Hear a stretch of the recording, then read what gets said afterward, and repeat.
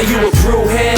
I'm a brewhead. Are you a brewhead? I'm a brewhead. Y'all are brewheads? Yeah, we brewheads. So pour a glass of craft beer, we can do this. Yeah. What's good, y'all? This is C, Certified Brewhead. And I'm Nathan from NathanDoesBeer. And welcome to episode 87 of Beerism, the podcast Adjunct series, the first ever top 10 breweries in Ontario for 2021. Uncle Nathan, that deserves some applause right here. Hey, there we go. We're clapping for Ontario. So, Nate. Yeah, we are. Nate is joining me this evening. If everyone knows Nate, Nate is the blog lord for BAOS. He is one of my most common co-hosts, holding me the fuck down, making sure that we're asking the right questions to some of the best breweries in Canada. This evening, Nathan and I thought, you know what? We do, if people might be familiar, in here on BAOS, we team up every year. We've done it for the last 3 years with Matt from Vox and Hops and Noah from Beerism to do a top 10 breweries in Quebec. And I was doing it, like right now we're filming this here in January, like, you know, first week back of 2022. And I was thinking about it. When did I reach out to you? Probably like a couple weeks before Christmas, maybe. Yeah, exactly. And I was like, why haven't we done an Ontario one yet? Because BOS is really, it's purely in between both provinces. Sometimes maybe in the beginning, BOS started, I lived here, but probably a lot more of the beers were maybe skewed towards Ontario in the beginning, and it was just because of probably more language, and I just didn't really know enough people out here. I had a few contacts out there, and then over time it's basically 50-50. So it kind of felt wrong that we weren't doing the same thing for Ontario. So Nate, you were down to do something like this, and I felt like between us, you know, we both get to sample a lot of different beers from a lot of the best breweries in Ontario. And we have a real nice picture of, you know, some of our faves in the province. So do you want to explain how this is going to work for people who may have not seen the Quebec one? Because you wouldn't have heard it on the podcast. This is going to be a podcast because this is a BOS, BOS only initiative. But because the other one is a collab, BOS, we do the video for the Quebec one. Maddie from Vox and Hops drops the audio and Noah does the blog post, whereas all three of those are going to be running through BOS between Nate and I. So for those who don't know the premise of this, do you want to break it down for them, Nate, and let them know what we're about to go through? Yeah, sure. So, like as the name implies, we're gonna run through our ranking of the top 10 breweries in Ontario. They are not going to be in any specific order. So it's not it's not ranked. This is just an equal top 10 honors. So we'll go through them in random order. We each have a few beers from the breweries that we're going to be listing off. Just kind of as we're going through them, we'll talk a little bit about why we thought the breweries deserve to be in the top 10 spot, and then afterwards we'll also be giving a few honorable mentions as well. Absolutely. And maybe, and I didn't even tell you this, we might even do some little predictions for this year. Maybe some breweries or styles or something that we think are going to be popping in Ontario in 2022. Teaser. Oh, I know. I did put us both on the spot, huh? That's right. Yeah. I do kind of feel that the predictions often align with the honorable mentions, though, to be honest, for the most part. So, who is starting? I'm starting this off, aren't I? You're starting, yes. I am Kick starting. It off. So the first brewery in our top 10 breweries in Ontario for 2021 is Town Brewery in Whitby, Ontario. Mate, we love these guys. Whoops, Nate's the only one who's smart enough to put it the right way up here. So we are going to be cracking their collab from their 4th anniversary, I believe it was. Oh, you got the new glassware. Oh, Nate always has the new glassware, bro. It was their 4th anniversary in October, I think it was, or November, one of the two. And this is a phenomenal collab they did with another fantastic brewery, Third Moon, called Cookies on Sunday, a pastry lager. Tell them about this one, Nate. This is a fascinating beer. Yeah, it is a fascinating beer.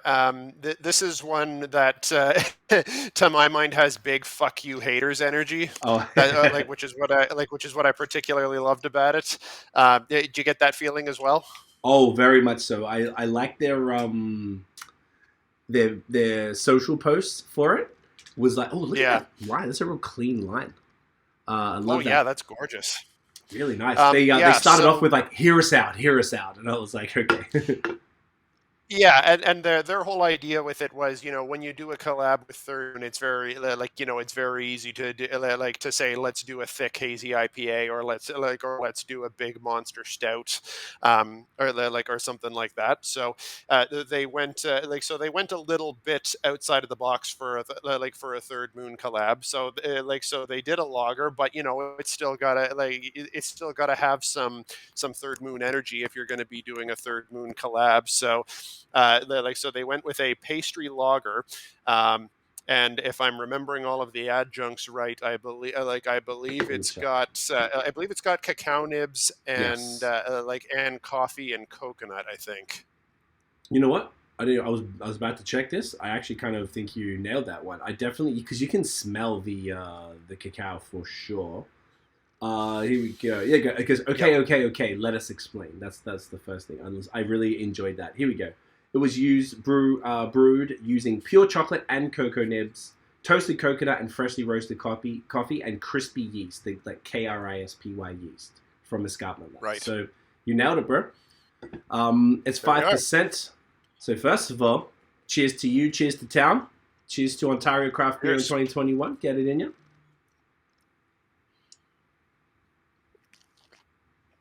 It's really strange how much this works, eh? Yeah, it really is. You know what it struck me as is that this to me tastes like a better way to do a white stout. Mm. Yo, Like it's kind of because it's kind of got a lot of the same vibes as as a white stout does. The same kind of adjuncts that you would have in there in in a paler beer. That with the same kind of flavor profiles, but what I find it doesn't have is that same kind of ashiness that you usually that you often get from from a white stout. So mm. I think they kind of accidentally stumbled onto something that almost works a bit better for that. I think that's a fantastic comparison. That's exactly what it is, because really a white stout is a blonde ale with coffee, really, right? Usually with coffee or chocolate or whatever. Something like that. Whereas this does specifically taste, it's certainly sweeter than a white stout. It's like made with the intent, I think, because they also use that pure chocolate as well. So I think that might have kicked up the, what's it called? The Play-Doh a bit more. But Mm.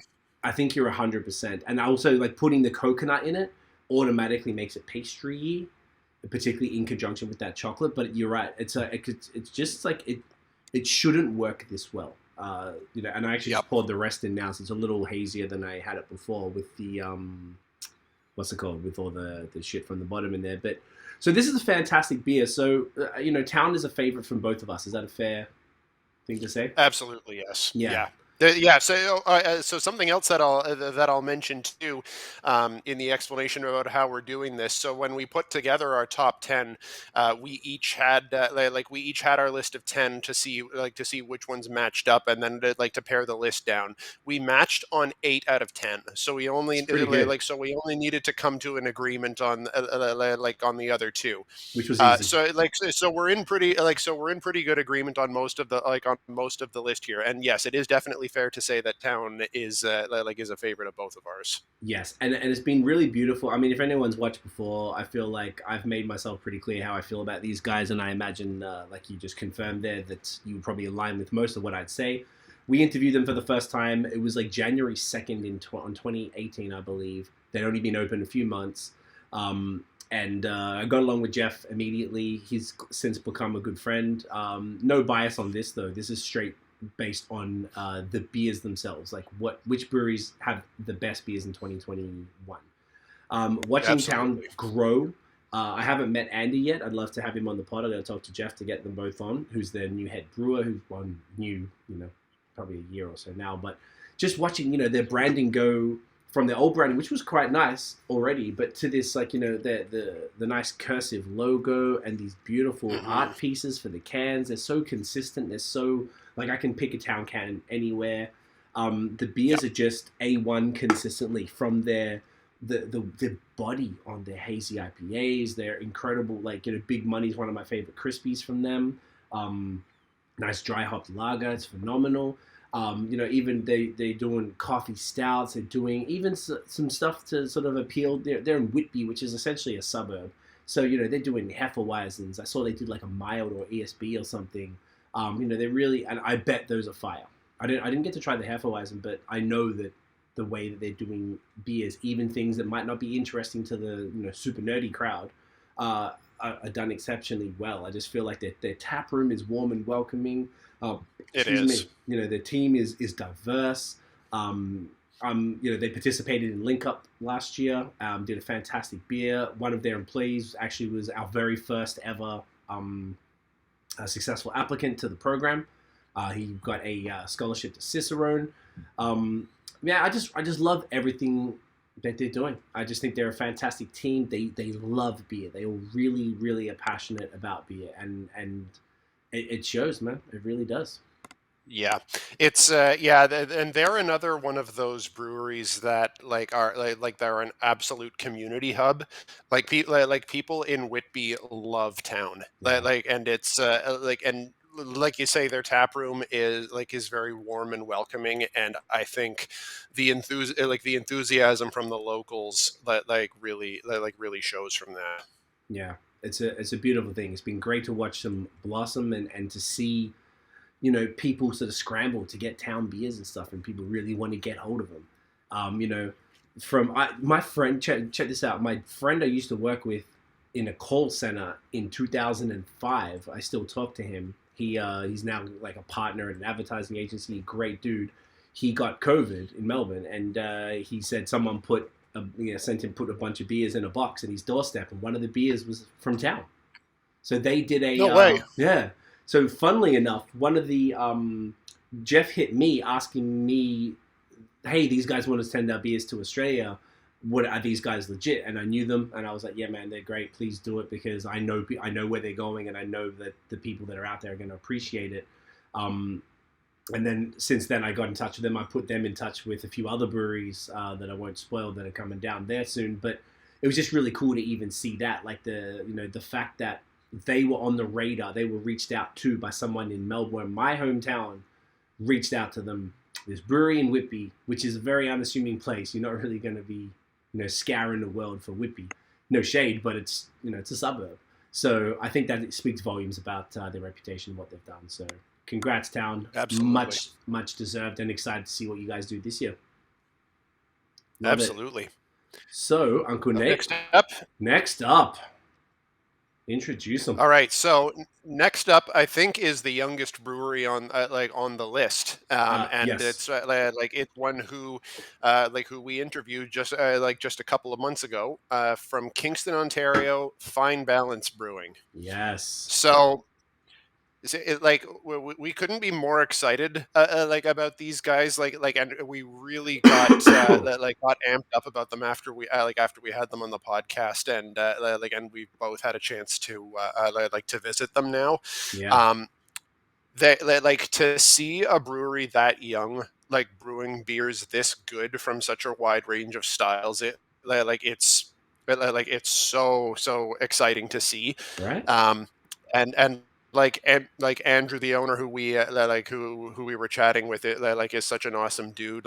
He's very chill, but he clearly has a very passionate team, a very skilled brewer, and just kind of very exceptionally clean marketing, which the branding is great. Their tap room is the vibe in there is just awesome, and the beers, they're so fucking good. Even if we look back to what we had on the pod, starting out with with Testaccio, their Italian pills was just awesome. Their their flagship beer, Oats and Cream, a lactose IPA, which is just exceptional, and Yeah. I remember having it like about 6 months prior to we had to when we had them on the pod, and it had already improved at that point. One of my favorite things that they've done since then is a couple of variations on that. Like they did a couple of different hop variations on it, and they even did a couple of double versions for their anniversary, which was exciting. Like both versions were great. Yeah. Something that Andrew said when we were on the pod, which as soon as he said it, like really clicked, was that like their head brewer is very was very much inspired by other half.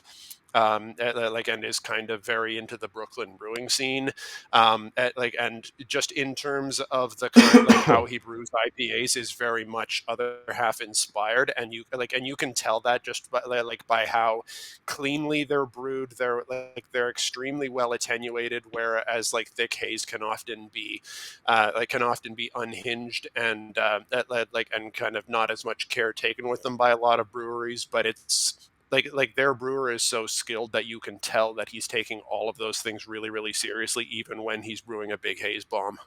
Couldn't agree more. You're so right, man. That was one of my favorite interviews of 2021 as well, and one of my, I would say, probably one of my favorite discoveries for sure of the year. Yeah. I knew about them. I remember, for people who didn't see how, Nate went by in the summer, and I was extremely jealous because I'd just seen the talk about them. I loved their branding. I'm like, yo, how is it? And you were like, man, it's crazy. Let's get them on. Like, boom. Because you did a nice little Kingston run. And after that, we interviewed them. Everything you said summed up the beers on the pod. I went down. I was in Prince Edward County in the end of November, beginning of December. So I went down and visited with Andrew for a little bit, for like an hour maybe. Checked out the place. Super impressed. I left. I bought one of everything. I was just like, after Andrew left, the staff member was there. I was like, look, man, I'll take one of everything in the fridge, which is about half a case. There's probably about 12 different beers. And I remember saying to you, man, I regret not getting more, but my fridge couldn't hold it, to be honest. But yeah, it was just it was really nice. The Moteca version of Oats and Cream, like you said, was phenomenal. Oh yeah, so really good. I got I tried the Letna, the Czech pills on Luca. Oh fuck yeah!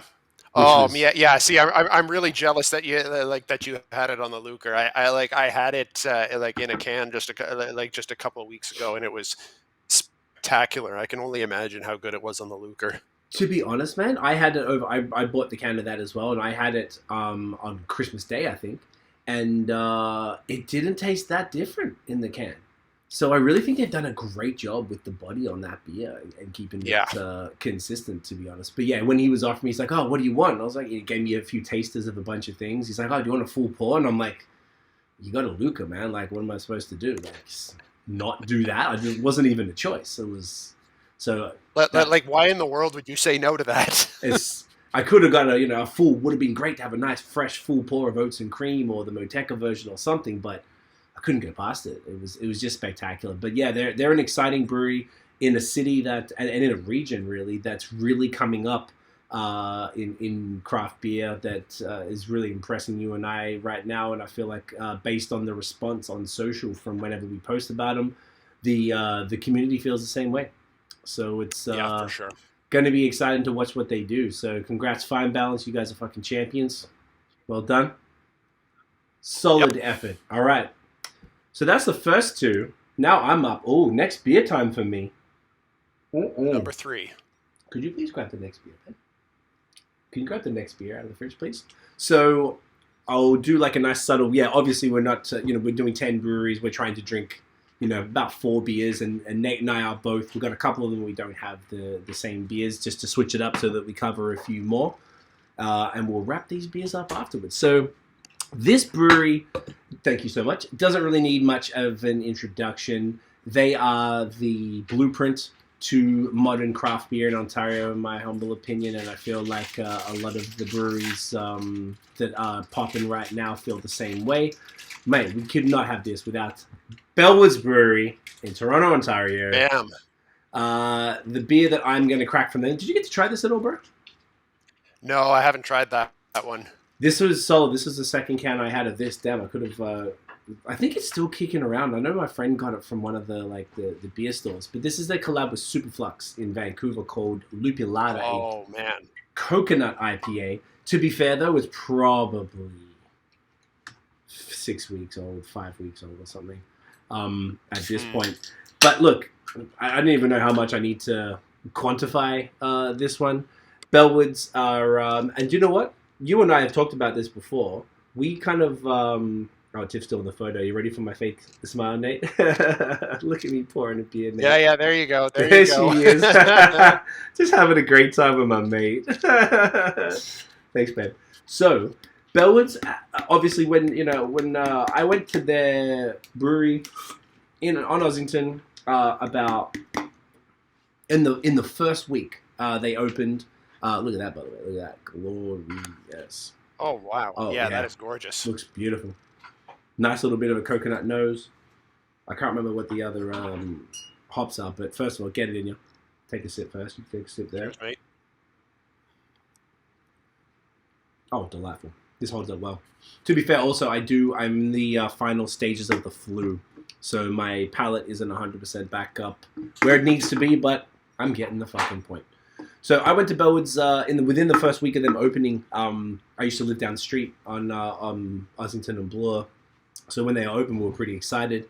Really enjoyed what they had back then. I remember I checked. It came out recently. It was I had Hellwoods from the first time. They had Grandma's Boy, like the OG, because they opened with all of that. And I didn't really follow them closely after I left. I moved to Montreal a few months after that. And over the years, I remember I was doing a podcast with when Hayes came in, and I didn't know really where to get many Hayes. I was doing a podcast with the Wild Shack here in Quebec, and they had which are the home brewers that are no longer working together anymore, but they had a cellar that had all this Bellwoods, and I was like, what the fuck? And they were like, oh yeah, Bellwoods are incredible. And they said Jutsu is the haziest, juiciest pale ale in Ontario. I'm like, get out of town. So I remember going back shortly after that and rediscovering Bellwoods, falling back in love.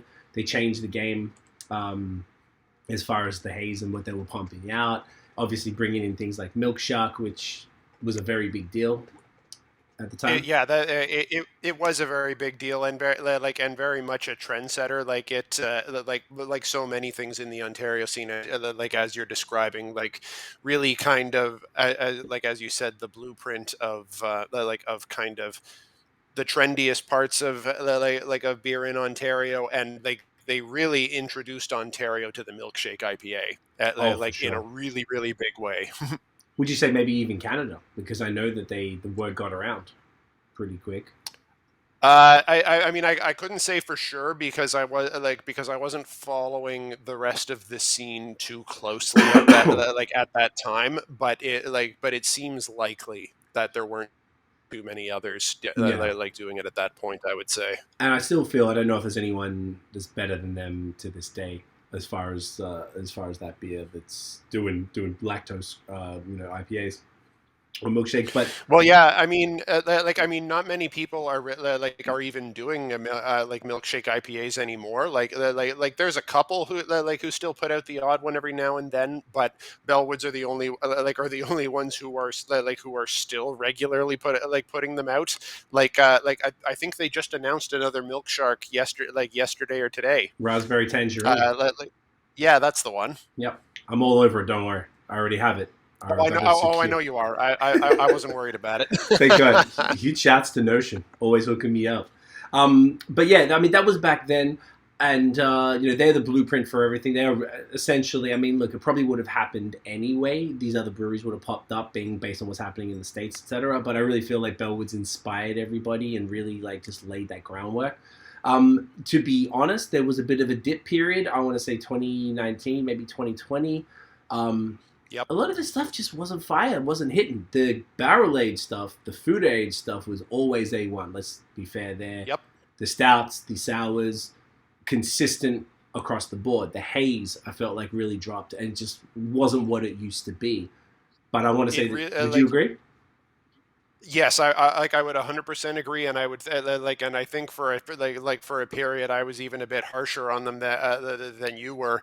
That one in particular that stands out for me is the monogamy series was was really just not doing it for me for Mm. for about a year, probably about that about that period of like halfway through 2019 through through halfway through 2020. I'm thinking Galaxy double monogamy kind of fell flat for me. Monogamy Laurel, what that they put out in in early to mid 2020, just or or later 2020, just what wasn't doing it for me.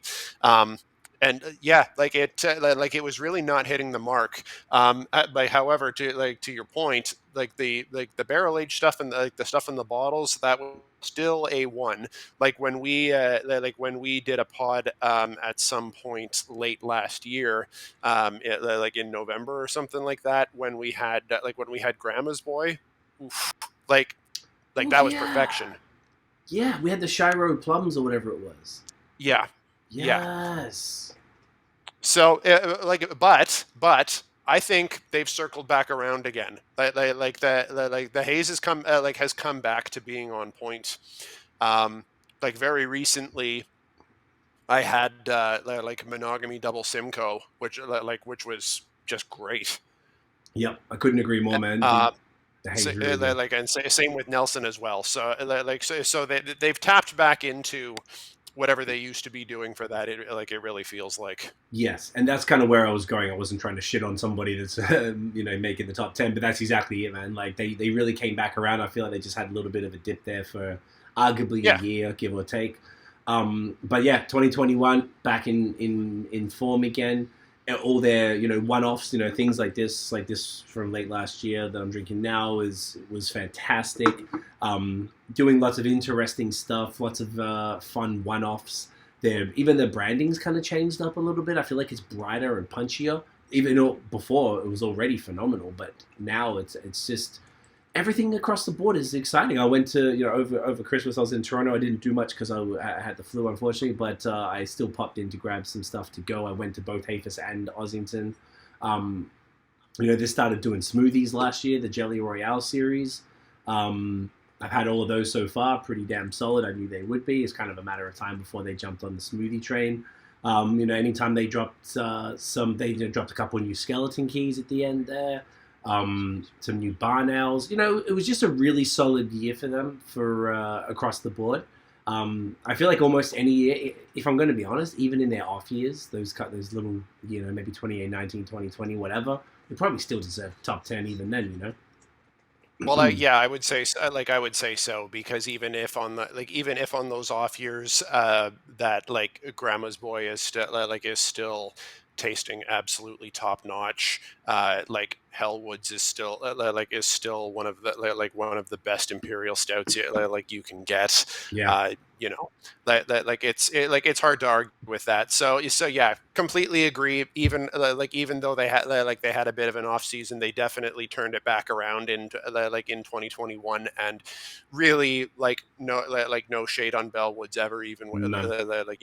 even during that downtime. And you've also got to give respect to to the impact that they've had on the on the Ontario scene, because I think we've said before, there's certain things without Jutsu, there might not have been Dominion City Paper Salesman. Without without Jelly King, that there might not be a lot of the dry hop sours in the province to that same degree.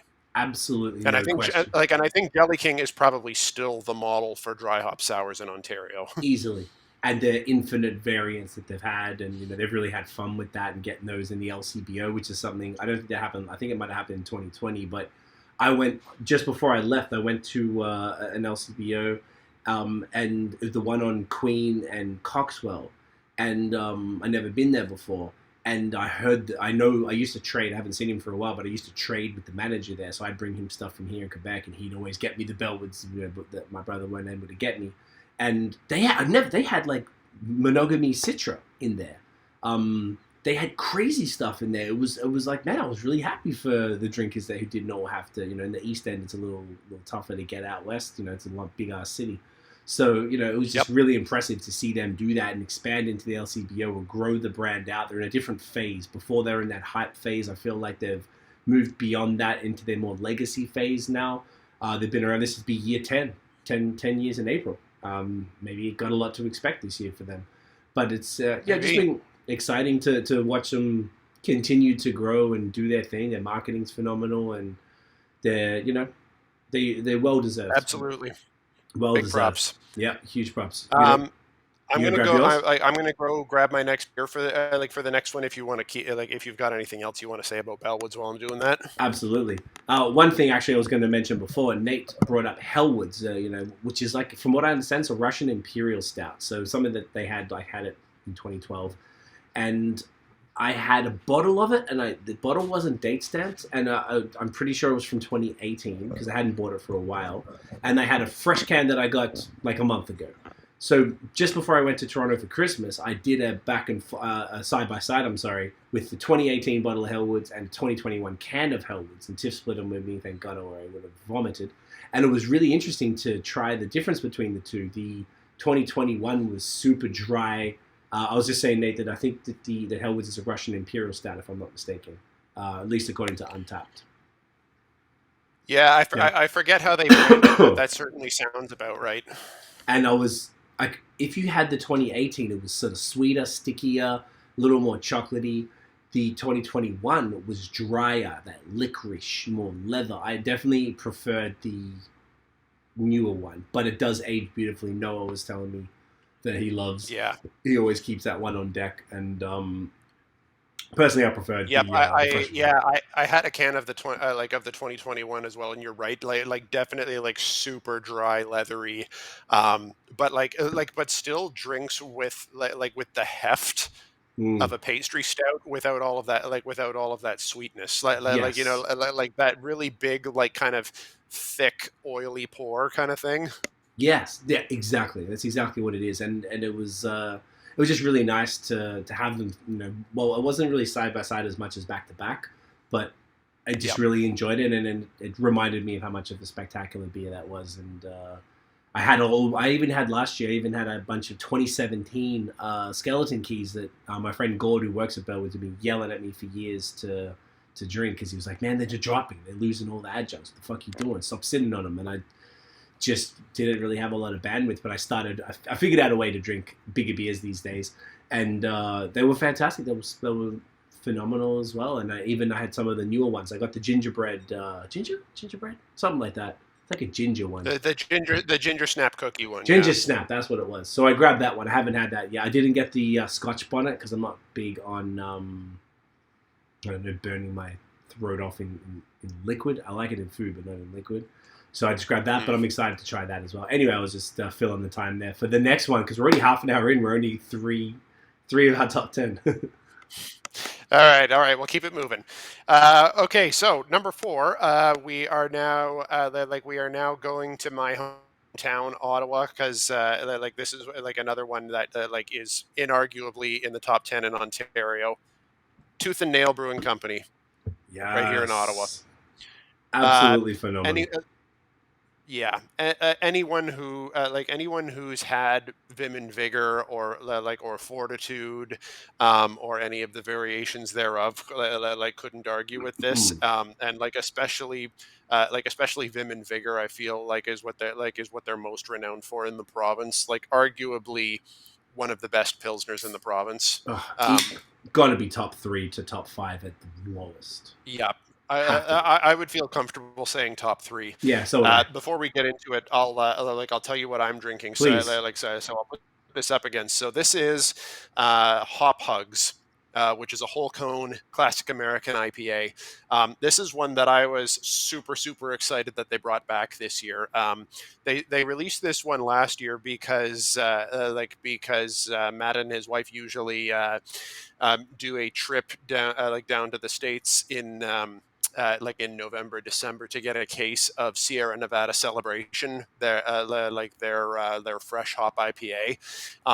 which is a beer that I've never had, but I love fresh hop IPAs, and it's one that I like that I've wanted to try so bad. But I was very amped last year because of COVID. They weren't able to go across the border to get it like they normally would. So what they do instead is they brewed a tribute to it. So they basically made their own version of Celebration, which is what Hop Hugs is here, and it's just spectacular. I was really glad that they decided to bring it back again this year. Um, see, I don't always buy huge numbers of the same beer. Like it's normally no more than 2 of the same beer if I'm buying something. This I bought 6 of when they brought it back, and like I'm so glad I did because it's so fucking good. I love it. I love how much you love these fresh hop beers, man. Yeah. Oh, Put yeah. it in your face. I can't get enough of it. I'm so happy, even just the aroma right now. I love it. I genuinely love your passion for it. They are a phenomenal beer, and I don't think I've had the Celebration either from Sierra Nevada. So you've really piqued my curiosity with that one. Yeah, we're the next time we're able to get back down to the States again, one of us is going to have to make a point to go around November, December, and we'll make And sure we grab get it. some of that. I'm excited for it. Because So and I follow a lot of Americans on on Twitter and Instagram as well, and all of them are losing their shit for for Celebration around this time of year. I'm like, oh, you fuckers are making me so jealous. Is it kind of like the Thanksgiving time, American Thanksgiving time beer, right? Exactly, yeah. Hence Celebration. Okay. All right, but tooth and nail. Yes. Yes. So definitely top 10 brewery in Ontario. Matt is he is one of the best brewers in Ontario. You can't really argue. He's his kind of his style is very much brewing classic styles extremely well. Um, he's got a very kind of classic brewing education, and and is really passionate about about doing classic styles that way, really kind of sticking to the origins of of the style of for how those are made. Like Mm. Vim and Vigor is an extremely precise, very well done German pills. It's and you can't get enough of this stuff. One of my my first impression, in fact, of Tooth and Nail, the first time I had a beer in their tap room. Back then, I got a flight, and one of the ones was Fortitude, their stout, which in the brew pub they pour on nitro. That's the And oatmeal my stout. God, it's their oatmeal stout, which they pour in nitro in the brew pub, and that is just divine. I remember thinking at the time that it tasted like liquefied chocolate chip cookies, because it's that smooth, and it's got just kind of that subtle chocolate flavor to it, and it's not even a chocolate stout, but Mm. and it's so smooth on nitro. And then everything that they do with their stouts just elevates from there, because they've got all of the escalating versions of it. Like they've got Fortified, the imperial version of it. They've got Fortissimo, Fortissimo. the bourbon barrel aged version of it. They've got Fortissimo, which I don't even remember. Which version that is. Noah would would know for You sure. would know. I don't know if that's like a double barrel aged, or if it's or something else like that. But it's Something like that. I don't think I've actually even tasted that one. We need to ask Noah about that. But the way that they can that he can make styles come alive. And he doesn't he does not brew a lot of contemporary styles. It's just it's just really not his thing. Yeah. But with how good he does he does everything else, like he really doesn't need to. And like I think his philosophy on that is, there are enough places to go for those beers. He doesn't feel like he needs to do those styles. It's, he's got no shade to throw at them. It's just not what he likes to brew. And what he does like to brew is just exceptional. Yeah, man. Well said. And I think that's important that he does stick to that and is true to himself, because that's what makes what he does very special. We had him on, I think, in March 2021, if I'm not mistaken, wasn't it? But you got sick or something happened, didn't you? Yeah, no. I my back went out on me, and I was hopped up on painkillers, so I had to duck Noah out. subbed in. So I think we'll do it. I was actually thinking, as you were kind of describing, I'm like, man, I want to talk to Matt again. So let's do it in maybe late Q1, early Q2 this year if Matt's down. It'd be great to get him back on and have you actually participate this time. And he's one of my favorite podcast guests as well. He's just such a great speaker because he gives you a ton of information in these kind of shorter sound bites without yapping on forever. It was it was really difficult to choose a clip to promote the episode because there was just so many gems, and he's just such a wonderful dude, and there's no one who doesn't like him. He doesn't like Matt Tweedy, And he's a very smart guy too. So he's a very thoughtful person as well, and very well spoken. So I could see how that would have been difficult to pick out a moment from it. It definitely was, and I've obviously you and me, the Team Lactose guys, and I kind of like stupid stuff a lot of the time, more fun beers, and Matt does the pure stuff. So there's obviously lots of jokes there, but I've learned over the last little while that the pure stuff, crispies, are probably my favorite.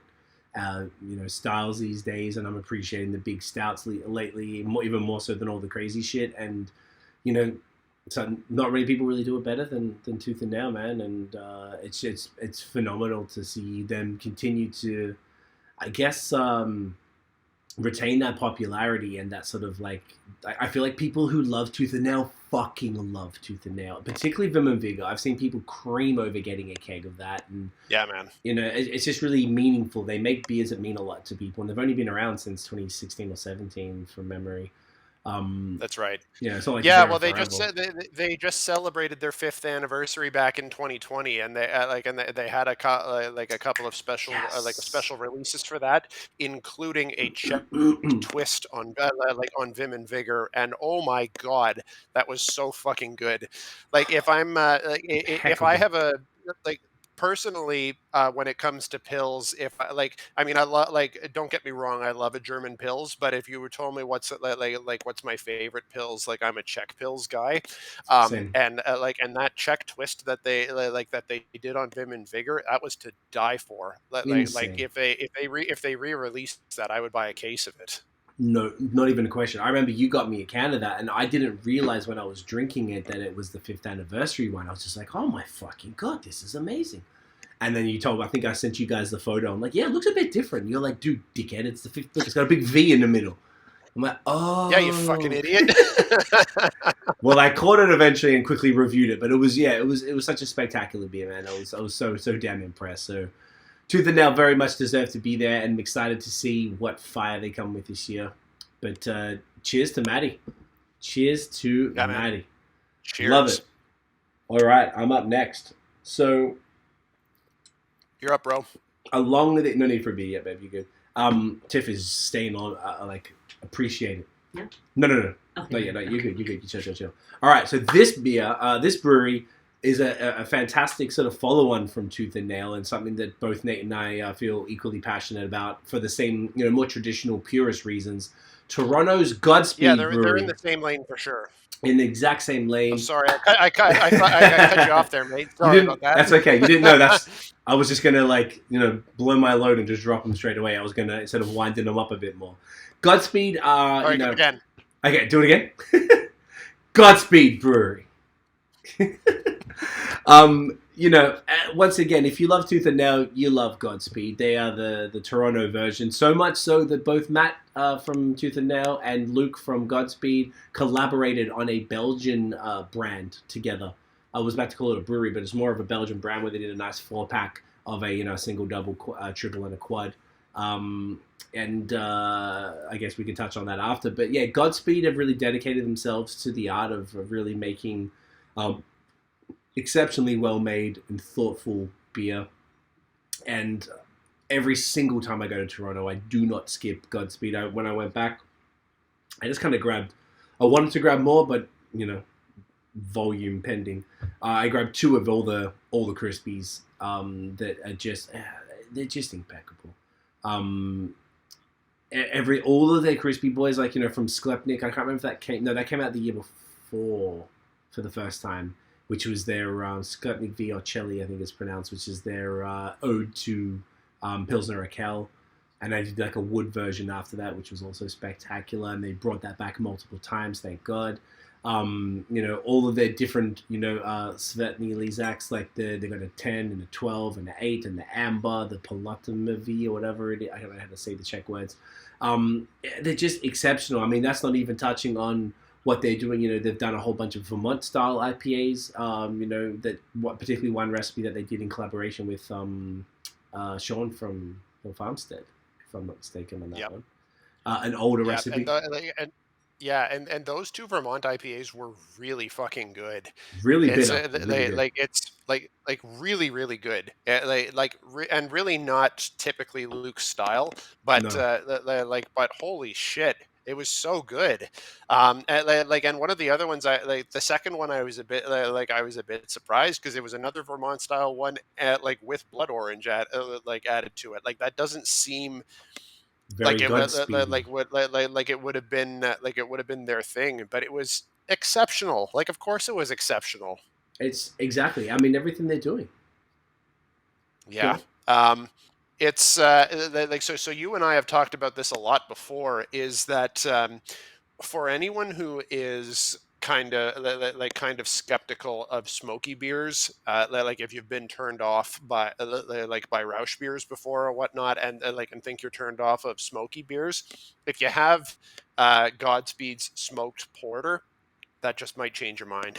Oh yeah, and I would go as far as to say any of their smoked beers, because of how subtly they smoke them. The malt they're using, or the volume of the malt, whatever the secret is, it's not a campfire or a bacon beer.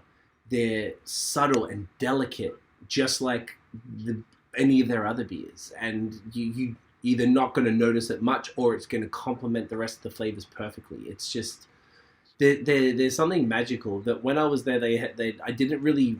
I was kind of rushing because I'm sort of like zipping around just doing pickups and stuff, also feeling like dog shit, so I didn't really look properly. But they had a couple of barrel-aged beers they dropped. One was a still maple beer that was kind of more like a port or something, from what I could tell. Yeah. Or like a sherry kind of thing. Sherry, yeah, and I didn't grab that. I don't know if I made a mistake there or not. And then there was a second barrel-aged beer I think they had.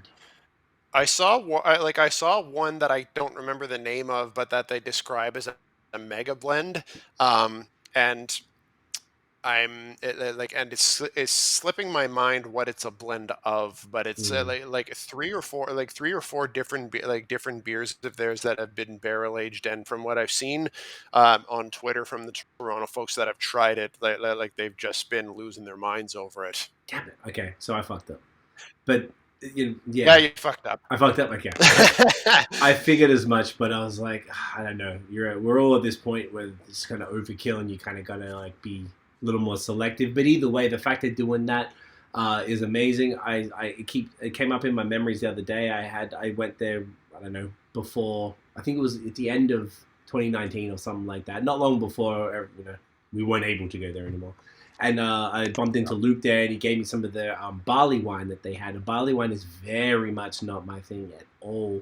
And I remember I looked at the review, and I was really loving that one. So, like, anything they do, even their Yuzu Saison, their green tea West Coast IPA, which is phenomenal. They're just a genuinely phenomenal brewery. I'm such a huge fan. Yep. And I know Nate is. Okay, I'm gonna go grab the next beer, but you keep talking while I do that. Perfect. Yeah, it's something that like Nate said, either of us really wouldn't buy a ton of the same beer. very often. I normally never get more than 2 of anything. But I honestly would take a fucking case of some of their beers, man. Like it was sometimes like, give me like 8 of each. I was like, okay, chill. I really wanted to, because they're just the type of beers I just love to have around, and they're in the small cans, which I really appreciate. They're affordable. They're only like $3 or $3.50 or something like that. So, they've got these world class beers in super crushable formats at a really reasonable price. It's I feel like you can't go wrong. And then the food there, if you want to talk about the brew pub itself, their food, I've eaten there a couple times. The Japanese like kind of tapas is just A1. They got a chef straight from Japan, like Luke's wife is from Japan. He lived there and ran breweries there. They bring in the green tea directly from there as well. It's just I could go on about Godspeed all night. So, me too. With that in mind, because we're halfway through and we're at 50 minutes, mate. Look at us. There we are. We're doing okay. It's okay, though. I don't give a fuck. You chilling. I got nowhere to be. Yeah. All right.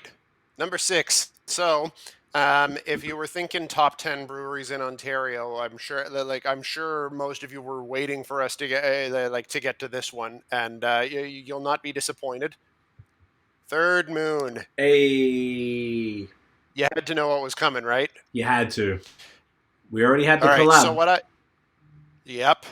All right. So what I've got here is Scanning for Signs, which is a 6.5% IPA with oats and hopped with Galaxy and Simcoe. Have you had this before? Which is a combo I'm very into. Oh, yeah. Have you had this one before? I have had this one before, yes. You have? Okay. I was actually... I placed an order. I placed an order recently, and and when you do that, you're getting 4 packs, and this is one that I was not sad to have a 4-pack of because it's really fucking good. Oh, I love it. I was actually kind of pissed, bro, because one of my main goals in the week between Christmas and New Year's was to go to Third Moon and see the boys. I want to check out the tap room, grab some beers to go, and I was in bed. I was fucking pissed. To be fair, I had nowhere to put any of the stuff, even if I went. So I guess next trip. But yeah, they're just. I'll let you take it away. But they're phenomenal people, phenomenal beer. Absolutely. So yeah, I mean, to almost everyone listening, I'm sure we're probably not going to say anything about Third Moon that you that you don't already know. But for anyone who hasn't, so Third Moon opened in May of 2020. So fairly young, but the brewery was, of course, a long time in the making, as breweries always are. So Bebo and Chris, the co-owners, they're very, very passionate about contemporary beer styles. They're very, very big on on heavily hopped hazy IPAs. They're very big on amped up pastry stouts and and all of this. And they are very much a brewery that's that sticks to what they're passionate about. Yeah. So almost everything that comes out of there is a big, thick, hazy IPA. There's a lot of there's a lot of beef online about that. I suggest not paying too much attention to it because there's a lot of bullshit on both on both sides of it, to be honest, and it gets very, very tiresome to to read about. It's a really boring debate, to be honest. But point is they're passionate about about these kind of styles, and they brew them really fucking well. On that note, I'm gonna take a sip, and then and then we'll keep talking. So cheers. Get that in you, mate. Yeah, man. Third Moon are just smelling good. Oof. Yeah, they're hazy IPAs. It basically doesn't matter what anyone says. There's people who get mad at them because of their hype that they did not ask for. They didn't ask to be a hype brewery. They just made fucking good beer. And there's people who probably cream over them too much, that Steve, Bebo, and Chris are probably like, oh, guys, relax. But like Nate said, both sides. But we could both unequivocally say that they are one of the best breweries in the country, if not the continent. The continent's probably a larger call. But at the very least, we're talking about Ontario. They have to be in most people's top 3. Well, yeah, and I mean they wound up being in the top 5 best new breweries by what was it, Rate Beer? Rate Beer in 2020, which is incredible because they Yeah. only were open for 7 months and they got best new brewery in the world, not in Canada, Yeah. not in Ontario, in the world, top 5. Along with Cinquième Baron, like who also opened at they opened on the same day. Same day. They're birthday buddies. Yep. Like for that. So yeah. Love those guys. Yeah, absolutely. Absolutely love those guys. They've yeah, like this is something that they do enough of that they've kind of really they've really dialed in on on kind of what is really good about about hazy IPAs and kind of how to make those styles really well. And they, you know, they brew like different variations on on beers that have been very successful. A couple of my favorites, an early favorite of mine was Continuous Blood, their Galaxy IPA, the one that has the silhouette of the deer with that with an arrow. I initially thought I thought the arrow was through the deer's head, but I learned from when you and Noah interviewed them, it's actually supposed to be the deer holding an arrow, an arrow in its mouth, which I didn't realize. It's more gangster. Yeah, so actually that's another thing to point out too. Yard Wolves, and I forget the dude's name, but they've got the same artist. Sorry, Casey. Okay. So Casey, who goes by Yard Wolves, is the artist for all of their can artwork, and it's super unique. It's very metal because Bebo and Chris are both big metalheads. So it's it's pretty out there artwork. There's lots of skulls, lots of Baphomets, all of those. All of those kinds of things, but it's extremely recognizable. It's very much their vibe. And yeah, another favorite of mine was a lactose IPA that they did last year, which I think was called Gravity of Winter. Okay. Not Bone Tree. Or maybe it was Depth of Winter. Oh shit! I feel like I feel like I'm remembering this wrong. I feel like I don't have that name right. It's okay. Maybe I'll find out right now. Winter. Anyways, it was something of winter, but Dead of Winter. But in any case, Dead of Winter. Fuck! I knew I didn't have that right. It's okay. Yeah. Anyways, that was that was a spectacular lactose IPA that they did. That they did last year. I kind of hope they do that one again. They might still, but yeah.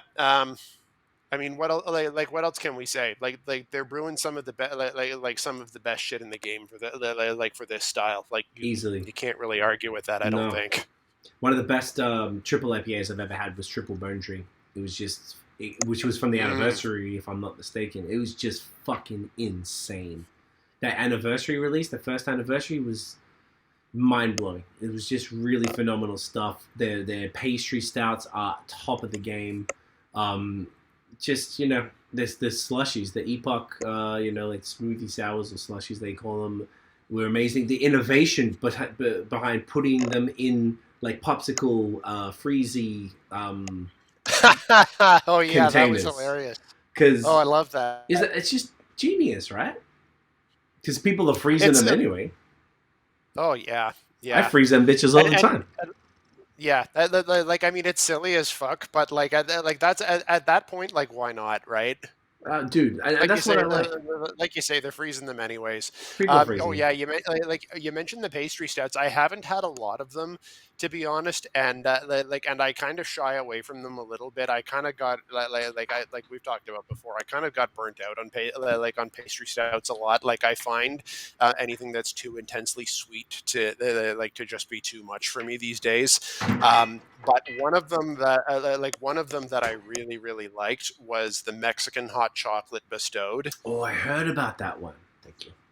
It's I know you're not always that big on on spices in in beers and whatnot, but in the last couple of years I've really developed a taste for chili stouts. And it's because in most cases, like breweries that have done them really well, it's not hitting you in the face with a bunch of spice. It's usually just adding like a really nice touch of warmth to it. And it's usually also complemented with a hit of cinnamon as well. So it's kind of got more of a baking spice vibe than just like a full on like earthy, hit of spicy chili kind of thing. yeah, Like yeah. it's really, really nice when it's done well. And that one was just spectacular. I think I had it in like the middle of February on one of the coldest days of the year, pulling Noah's trick of doing like the big heavy stout at like 4 in the afternoon on a Sunday, and it was just delightful. You know Like what? nurse that bad boy over, Yeah. like nurse that 12% bad boy over like an hour and a half on a Sunday afternoon. Like that's living, man. I gotta get on your level, bro. It's never really been my thing, but maybe one day, Uncle Nate, I'm gonna get on. That's kind of tough in your case when when you're only waking up about about 2 or 3 hours before that, right? On a weekend, yeah, that's true. On a weekend, I'm sleeping as long as I can get it, bro. Fuck that. I saw you responded to something to me today at like 6 something a.m. and I was like, oh my goodness. You responded to something. It was like text or a Facebook group. Yeah, but chat. it was probably just a message to the group chat or whatnot. Like because Noah and Chris are they've got kids. They're up they're up when I'm up, and I get up early for for work and whatnot. It was just like, And I mean, and you know what, and that's not going to change. I've got a kid on the way, so I'm not going to be getting up any later than this. that's fair. At least you already prepared yourself. For me, it's going to be a very rude awakening in the purest form. In like, Yep. like actually. But no, like, yeah, man, everything they're doing is phenomenal. I just think they're such humble, wonderful. They're two of my favorite people in beer, man. I love these dudes so much. They just give a fuck. They really, really care. And I would do whatever they need. I'll do anything for them guys, man. I genuinely love them both. It's such champions. So, Third Moon. They give a shit about the scene. They give a shit about the scene too. Very they much were in so. the first. They were in the first round of Link Up as well. Mm. And their podcast was one of my favorites too. Like we ended up, I was like, boys, this is not going to be like BAOS where we did a nearly 5-hour episode. It's going to be 45 minutes, no problem. We did the podcast. It was an hour, and we talked to them for 4 hours afterwards. So it was one of those. You just couldn't. We couldn't stop talking.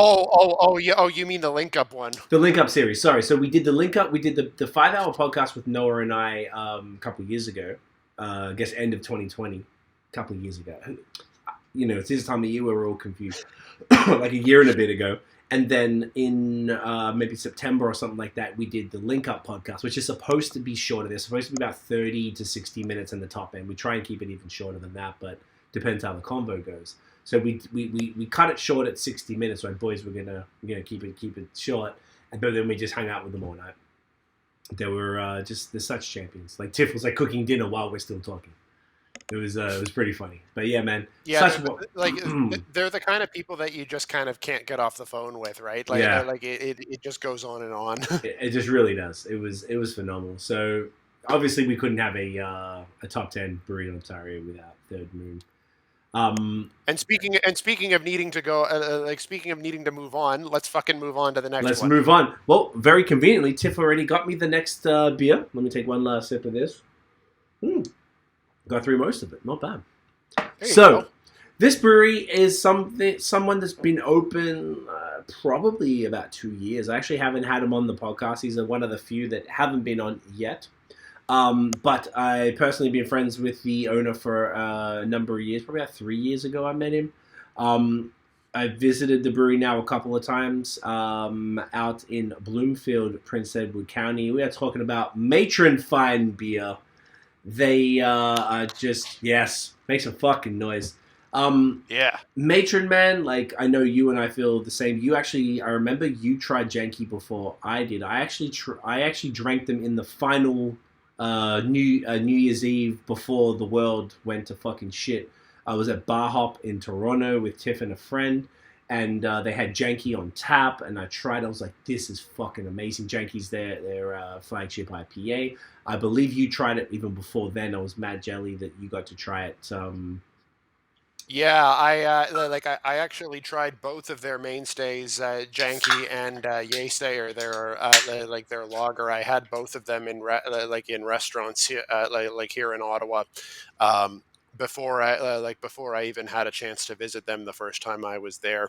Right. Um, Speaking of before the world went to shit, like that beer that you're pouring right now is Forthright, and It if I'm is. not mistaken, I think your first taste of Matron, because I actually I was at your place like even just a couple of weeks before the world went to shit. It was at like the end of February, Hmm. 2020, when we had that in a A big bottle. Bomber bottle. Man, I whenever I think of this beer now, so I grabbed this in December when I went back to Prince Edward County.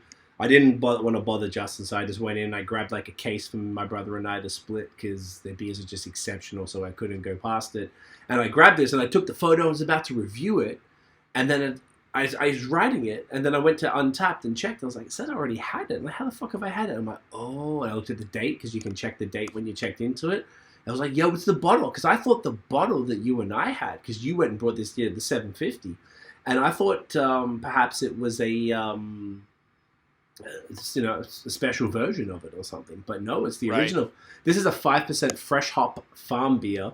So like a nice, clear.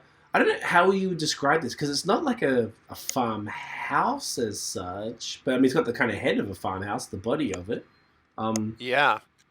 They, Like, they, they come up with they come up with with some I don't know if it's unusual, and I don't even want to say funny. Like I feel like they're like the names that they come up with for their beers must have originated from somewhere, but like they've got other ones that are like land like beer, which I don't know where that comes from, but I'm sure I'm sure they didn't make it up. I'm sure it must have come from somewhere. But absolutely. like farm beer is is a bit curious. Like I'm not sure where they come up with that. But Yeah. I'm guessing but it's a fresh hop beer. I know I know that much.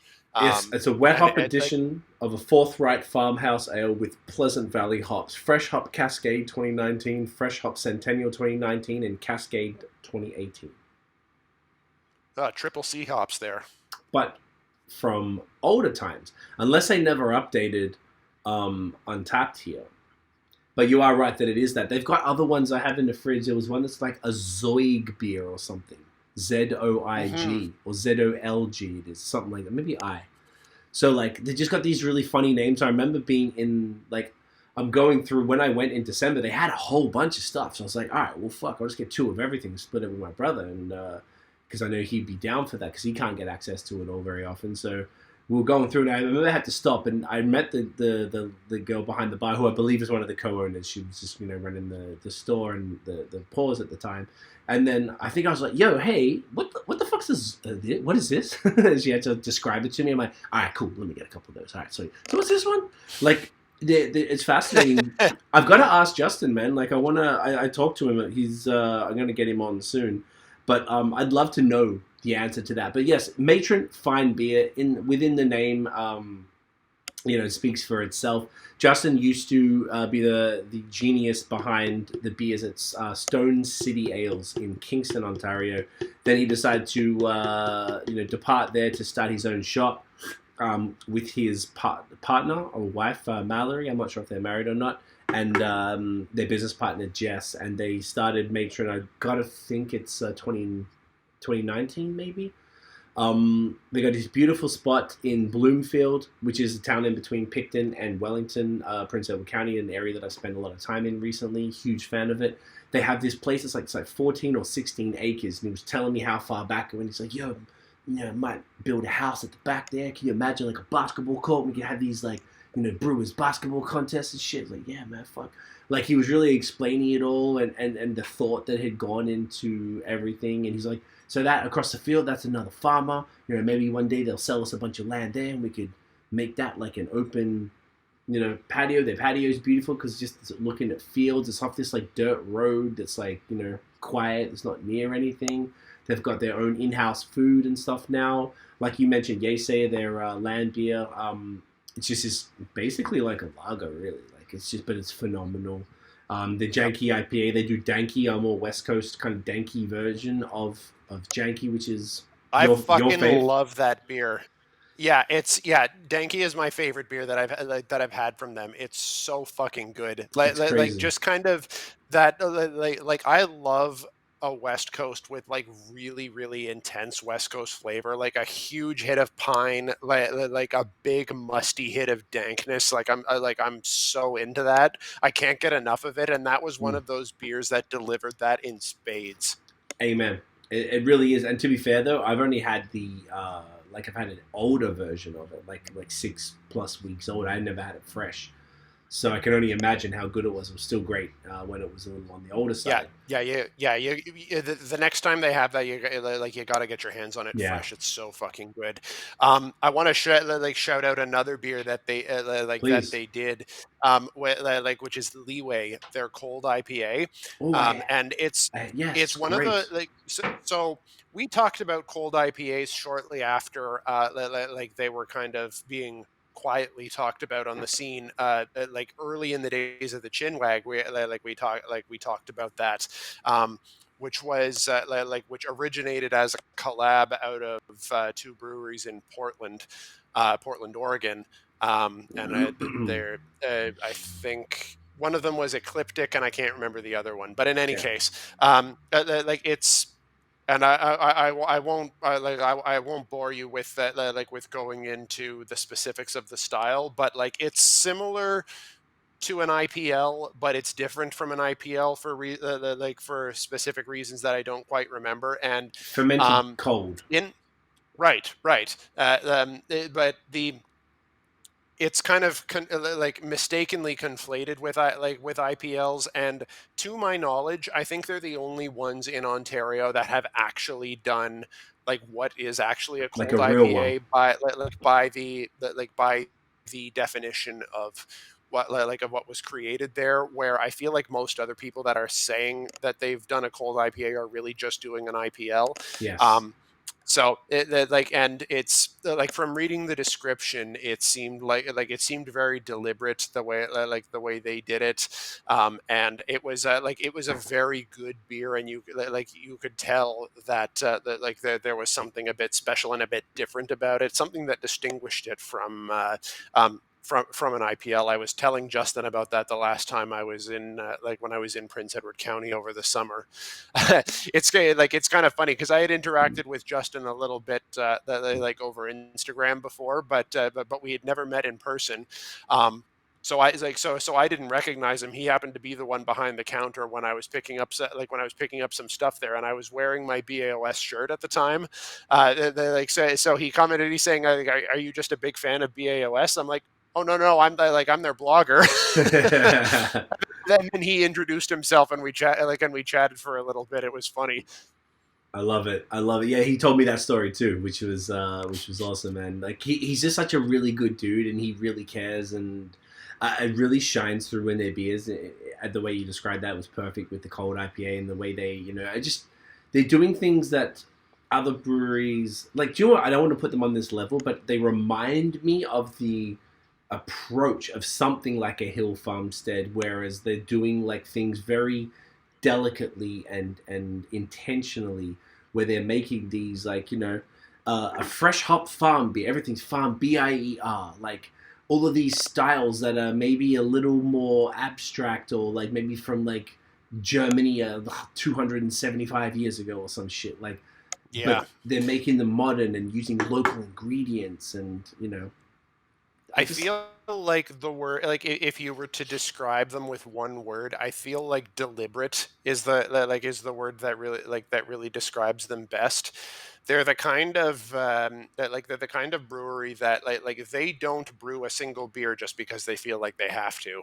Mm-hmm. Agreed. And like he was even telling me that you couldn't put a smoothie sour under the Matron brand, or like some sort of lactose IPA or some shit. Janky and Danky are both essentially, I wouldn't necessarily call them New Englands as such, but they're kind of hybrid You No, know, they're nah. No, they're not really. not really, right? Like Like, Janky. No, no, no, no. I wouldn't call them New England. Janky, I would say, like I would say, is like maybe more classic American IPA, or but it's still kind hazy. of like a like kind of. I mean, like I mean, you can't see through It's it, not like but like this, you know. no, it's not like that. But like maybe more classic American approaching West Coast, whereas But not Danky quite is that. more like full on West Coast. Yeah, that's fair. Yeah, they either way, they're just the branding's quality. What when you look at their products, I'm just looking at the can. It looks like quality and thought, and everything that's gone into it is just classy. Yep. Their glassware is really delicate and beautiful. I don't know. I'm just such a big fan of everything they're doing. I just think Justin's such a great dude. Like I'm just a fan of him. So Yep. and I Big know time. you are too. So shouts to Matron, killing the game. It's been they've been just dominating. I'm loving everything they're doing, man. Absolutely. Super excited for more that's coming this year. Alrighty. Oh, this is you, mate. This is all you. Oh yeah, this is on me. All right, so we are coming back to Ottawa again. Um, another one that we like that we both agreed had to absolutely be on the be on the list of top 10 in Ontario. Dominion City Brewing Company from Ottawa, Absolutely. like one of I'm not going to say an Ottawa OG because they're not because they're not that old. Because I think they're only like 7 years old, maybe like maybe 6 years old. Yeah. But they are one of those breweries that in the in a contemporary way kind of put Ottawa on the map, so to speak, in the in the rise of the craft beer scene in Ottawa, unquestionably. Um, they they were they were one of the ones that were up and coming when I got into the beer scene. I'm thinking back to the days of when they were when they had everything in growlers, when Town and Country Blonde and and Two Flags, which they're still brewing today. Those are two those are two of their flagships. And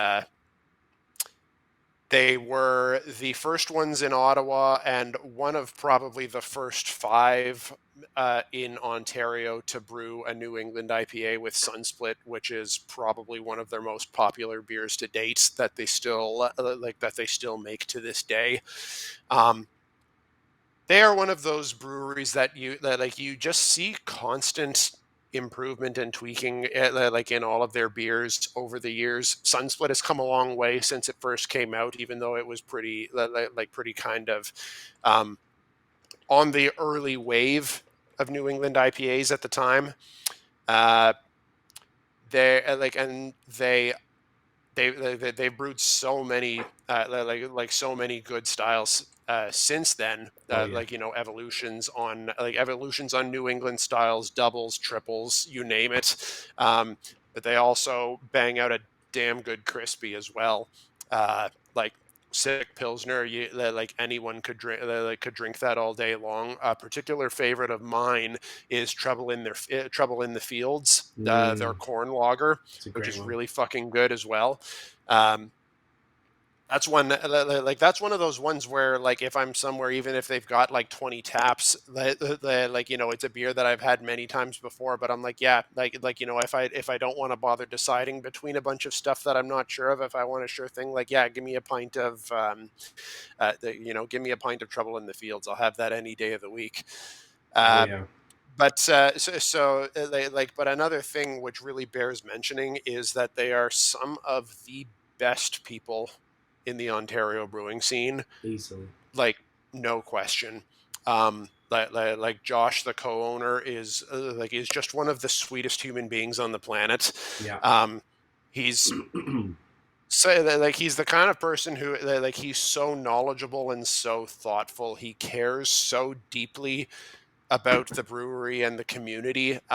He is very, very community focused, and that goes through every facet of the brewery. And humble.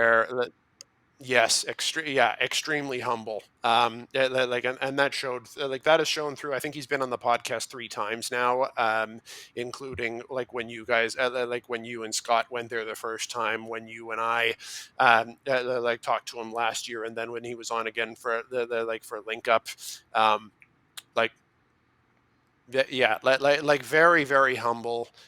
You know, it's that like he cares a lot about his team. Like, and something that I can't give them enough props for is that they have been one of the leaders in Ontario for kind of driving the evolution of the beer business in the pandemic. Mm. Um, they were one of the first in Ontario to do like a drive-through curbside pickup kind of operation. They were one of the first in Ontario to offer local delivery. Like they were in the first 5 breweries to proactively shut down before any of the lockdowns for the safety of their own staff and the community. Like, just like I can't even express enough how much respect I have for these guys with how they run their business. Yeah.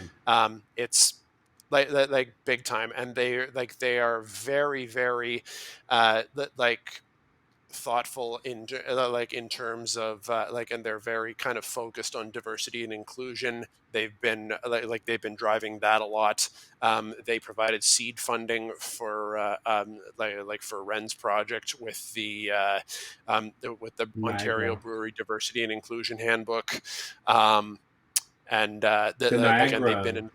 Wasn't the Niagara Colors Yes. thing as well? The Yes. Yeah. scholarships? That was, yeah. That was a separate thing as well. That Yeah. that scholarship that they like that they did with Ren is like that was another thing too. They're also a Link Up partner. They were the first And link up. The first one. oh, there First you to- go. They were the first. And that doesn't like, and that doesn't surprise me. It's, and they are one of those breweries that knows that diversity and inclusion in the scene is a constant effort. Yeah. You know, they're one of those ones that knows that you can't solve the problem that like that the brewing industry has with one collab. No. Like you know, they're, you could never accuse them of being performative in that way. Like they know it's an effort. It's a constant effort. It's something that everyone has to constantly work towards. They know that it's something that that like you constantly have to strive to achieve. It's not a box to check. So yeah, like can't say enough good things about them on that front. And also, their beer is just really fucking good. Like like on top of that, they're also just really really good fucking brewers. You know, spectacular lagers, like as we've said. I think one of my favorites that they put out this year was a collab that they did with like with Wood Brothers called Forest Echoes. It's like it's one of the most like normally when they brew haze, like they tend to do something like fairly subtle, Mhm. and like and very like well balanced. This was one where they really went like full on, throw it at the wall, like heavily hopped, huge haze, like very much like Wood Bros style kind of thing. Like 8% Deepa with like I think it was something like Enigma and like and Nelson or something like that. Like really went like full on with it, and it was so fucking good.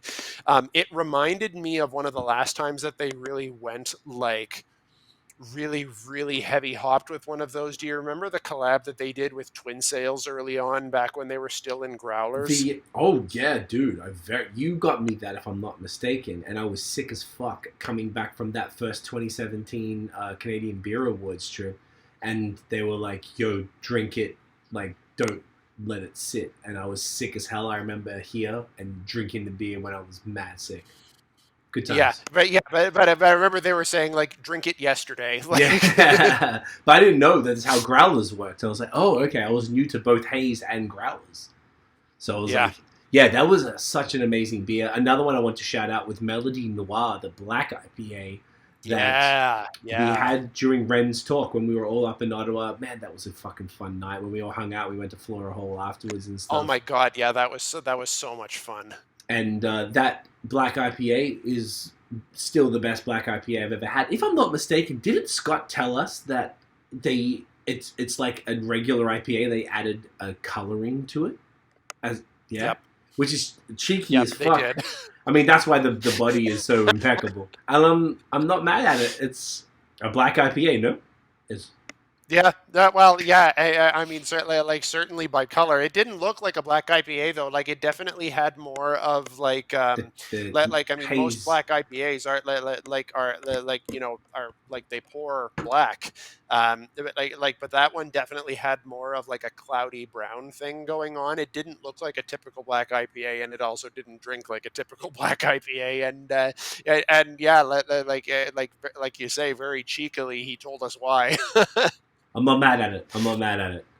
No, I'm not mad at it either. It was a really fucking good beer. Oh yeah, and then the other one I want to shout out. I think it's called Between Two Evils, the bourbon barrel aged stout. Between Two Evils. Yes. Is that it? I have a can of like the last 2021s. I think from when we did the pod with them. That's right. I have it in the fridge. I've been sort of just saving it until I really want to soak it. This is such a phenomenal beer, man. Look, we could talk about Dominion City all night.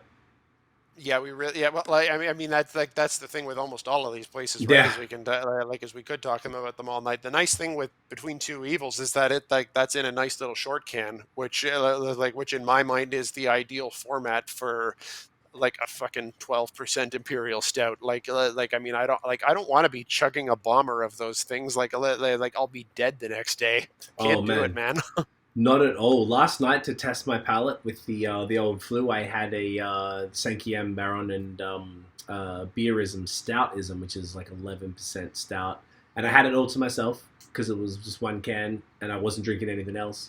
And I handled it pretty well. It's fine. Normally I would split them with Tiff and I would have two big ones, like 500 ml, that I would split with her, and it's not so bad. But if the ultimate situation, could arise, like, the 330 or 375 or 350, whatever it might be, these size little short cans, they're the ones. They're the ones for the big dogs. I think it's just the perfect serving size.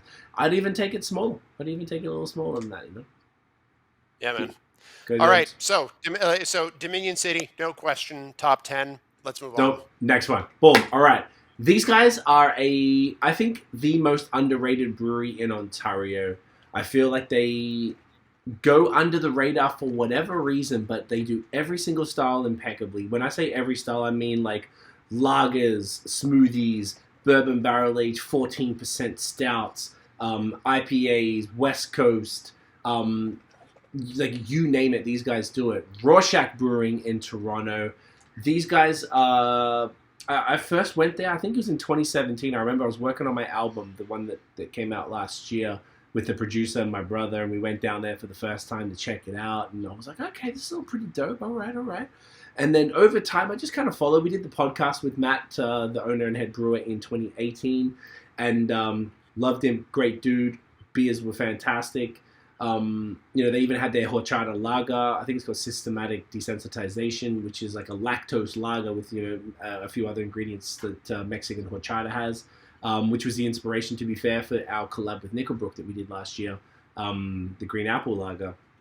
And just watching them, we did a collab with them that started last year actually for BAOS. Their Decadence series, which is a 7% sweet stout. We called it Decadent As, which is like an Aussie twist. And that was really good. Dude, they killed it, eh? They really did. You tried it with the chocolate bar. I think I sent you the chocolate bar. Okay, perfect. So it was called Cherry, like named after Cherry Ripe, which is an Australian chocolate bar with dark chocolate. So they put cacao in it, desiccated coconut, and cherries. And it was just like a fantastic beer, man. I was really impressed with it.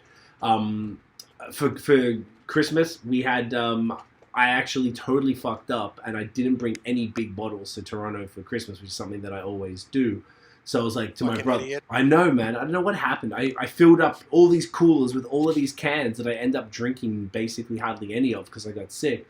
And fucking amateur hour over here, man. Like I haven't done it every year since like 2012, dickhead. So I told my brother, I'm like, fuck, man, like we need some beers. Can you please go to Rorschach and just get some of their the Benevolence, the big stouts? Can you just get whatever they have? and we'll split them. So he went and grabbed a bunch of that. So we drank that on Christmas. We drank like 3 of them, which was massive. Luckily, between me, Brad, and Dan, people might know Dan from BOS. And yeah, that's good to share. Yeah, so like we're all just like getting to split into those. They did some really interesting, like a churros version, but then more standard, like a peach brandy barrel aged one, which was the newest one they did. It's just so exceptional, man. And like their smoothie sours, heresy, they're so fun. They've got some really interesting fruited versions. They've got all these like a million different IPAs and fruited versions of IPAs, like sherbet IPAs they call them, that are kind of like sour IPAs with fruit. Yep. Incredible crispies, whether it's Mexican lagers, like traditional Helles, or just I feel like they just do everything so well. The fact that it's almost like they're the jack of all trades to the point where they don't get recognized for being that fire at anything, because honestly, like I no word of a lie, like I really believe that all of the shit they're doing is genuinely phenomenal, that it's like it's almost like too much. I don't know what it is. Yeah. You know what I mean? Yeah, I'll tell you something that I think about Rorschach, and this is something that you and I have have had many heated debates on. Is innovation good innovation. Versus good innovation. I knew you were going to fucking say that. No, but this is a good example of it. Is what I'm saying is one of the things that I feel like Rorschach does really well is that if they are willing to put just about anything in a beer, they're one of those ones that will that will make a stout with with X kinds of like chocolate bars, or they'll do it with hazelnuts, and they'll do it they'll do it with vanilla, they'll do it with with whatever, but they do it in a way that that feels deliberate, and and they feel like it feels like they do it with care to how it will affect the brewing process, and how it will impact a good outcome. I am for those things if it's done deliberately, and if it kind of serves the purpose of the beer, and I think Rorschach does that really, really well. And I think that's something that they don't get enough credit for. They've got so many different stouts with so many different adjuncts that they use really, really well. It's really, really impressive, because that is an art, and it's something that most people don't do well. It is something that if you take a lot of brewers all over will, if they have an oatmeal stout, you think you can just absolutely you can just throw chocolate and vanilla in it, they're complementary flavors, but that doesn't usually end up working out well. A lot of those flavors get fermented out, and sometimes it just ends up making it kind of sickeningly sweet a lot of the time. It takes a lot of care to use ingredients like that actually serve the beer, and I think Rorschach does that really, really well, and that's something that they deserve a lot of credit for.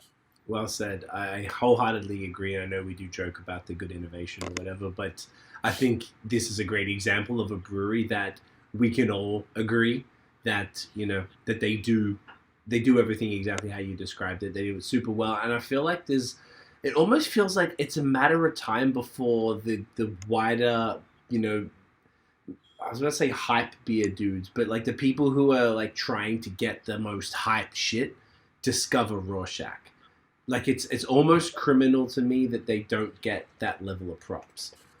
Excuse me, for the quality of beer that they're putting out regularly, that's accessible. For the fact that it was Christmas Eve, I'm like, yo, Brad, can you please go to Rorschach and just see whatever the fuck they got and just grab any bottles they got.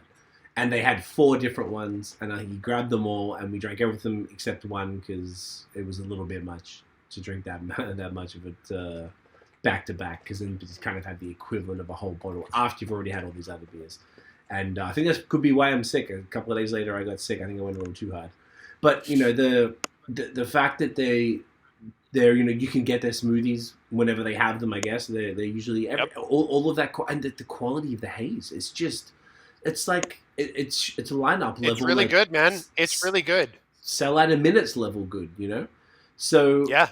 I don't know if it's just a matter of time before they get discovered, or if they'll forever be this kind of just ever so slightly under the radar kind of brewery. Like, I don't know exactly where they'll end up, but I just think they're fantastic people, and what they're doing is amazing. And I'm almost like, it was almost like hesitant to put. I feel like absolutely they deserve the top 10, but I'm like, they remind me them and Fine Balance. I'm kind of like, oh, how much do I want to tell people about them? Because are we going to be able to act? You know what I'm saying? Like, are we going to be able to access their shit if you and I keep yapping about how fucking good they all are on some selfish shit? Yeah, but you know what? That's but that's a case of, we want Matt and Rorschach and Andrew and Fine Balance to succeed. Like ultimately, I want people to to know that their stuff is genuine fire. I want more people to be buying it. No, you're right. I'm being a dick.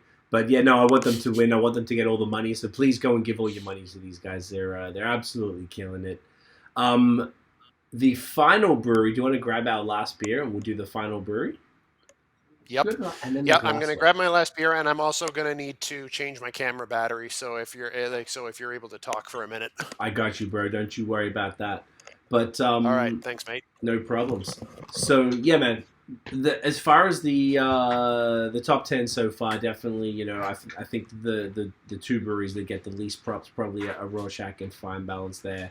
Maybe followed up by Matron. Because they don't really do the hype stuff, so people are maybe a little less losing their shit over what Matron do.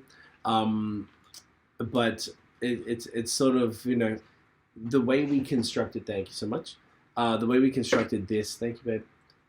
Top 10. It's. I feel like we did we really tried to do a nice balance of the hype when you're talking Bellwoods, you're talking Third Moon. The next brewery we're going to talk about is probably in that zone as well.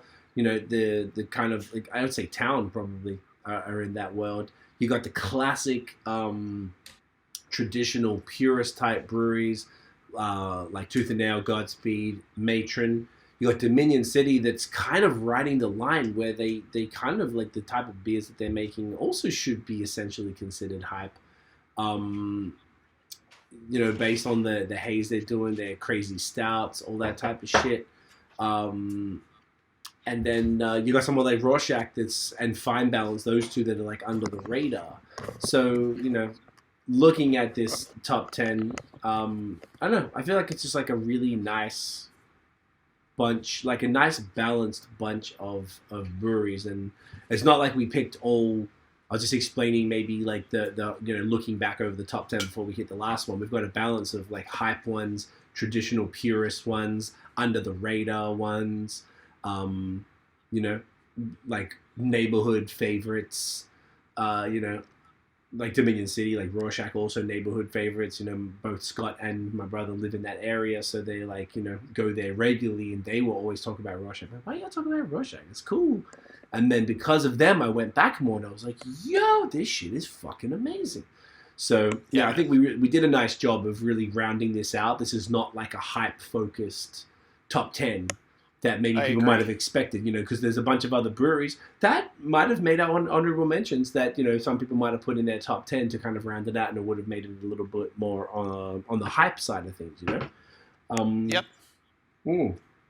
So our final brewery in our top 10, once again, no order, of 2021, Uncle Nathaniel, tell them who we got. So we've got Blood Brothers Brewing. Oh, yes. We could not have a top 10 without Blood Brothers. And tonight we're both drinking one of the beers from the Chug Marry Trill series, which is their Devil's Trill number 27. That actually is a 3-pack release, all collabs. And this one is a collab with another brewery in our top 10, Third Moon. I haven't had this, Nate. I didn't show you this yet. Huge shouts to Dan. He got me for Christmas the glassware kit from Blood Brothers. No fucking way. He got you those glasses? God damn it. Oh, let me, could you pass me the box? I got the 4-pack. So I just quickly washed this beforehand. I haven't broken them out yet because I'm really scared to use them. Like, these are really... Holy shit, man. Jeez, they like... Dan did not cheap out on your Christmas gift. Oh, my God. So they come in this beautiful kit. So there's like I don't know which glass is for which. They kind of almost look like Star Warsy type of things. Like I think one's for stouts, one's for crispies, and then there's like a long ass one. Oh, the long ass one I think is for crispies there, and I just took out the this is the IPA glass. So I was really excited because I bought the six. I went past Blood Brothers in Toronto. I didn't get to see the guys, but I just grabbed everything they had, and they happened to have this, and I didn't know. I thought this was old. This was only canned like a week before Christmas. Yeah, So man, it's not that old. I mean, like, look, like here I am with like still with my branded glassware, but like my cheap little like $15 like stemless glass, not like your fucking like $60 Simply glass there. Jesus Christ. yeah, I didn't realize This was $160 for 4 glasses. So what does that work out to be? $40 a glass. Yeah. Yeah, exactly. $40 glass. I am shitting myself using this. I'll just pour it. You want to take a picture of the whole thing? I'll see. Oh, on top of that? Ooh, I like that. Do we pour it? Let's do it. Jeez, I need to become friends with Dan. Holy shit. I know, right? Hey, I pay his wages. I basically bought it myself. So. Oh, there you go. That's there you go. You like it looking at it like that? I don't basically pay his wages like I pay his wages. He works for me. But he didn't have to do that. Dan is a big fan of Christmas. So, that looks so sexy. Ah! Doesn't it? Oof. I drank a couple of them in Toronto, and before I lost my complete taste and smell, so I'm not going to review this one yet. I feel like it's a little unfair to the beer. Because mans like me can't taste that much. Well, I can. It's actually not so bad tonight. I feel like I'm tasting like pretty well, much better than I thought. But yeah, man, look, Blood Brothers, I mean, we could not have a top 10 in Ontario and not mention Blood Brothers. Yeah. Tell me why they're the greatest.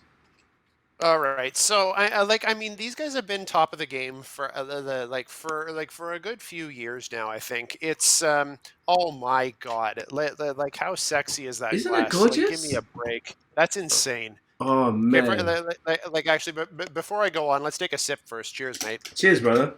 Great to hang.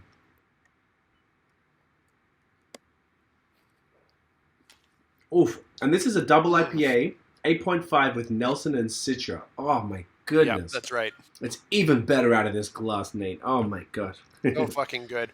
So, so have you had any of this series yet? No, not the Chug Mary Tro. No. First okay, one. so I've had all three of them already. Okay. And and this is fucking delightful. Oh. Okay, but back to your question. So they've been one of the best in Toronto for a couple of years now. Easily. It's one of those things of for the last 5 years or so. For the first 2 or 3 of those years, if someone asked you who the best brewery in Toronto is, I mean, most people would have been saying Bellwoods, and Bellwoods were definitely the most hype. I feel like I feel like Blood Brothers was always kind of silently lurking in the shadows and kind of silently growing, and kind of like really snuck up on people in terms of just kind of being really on that level.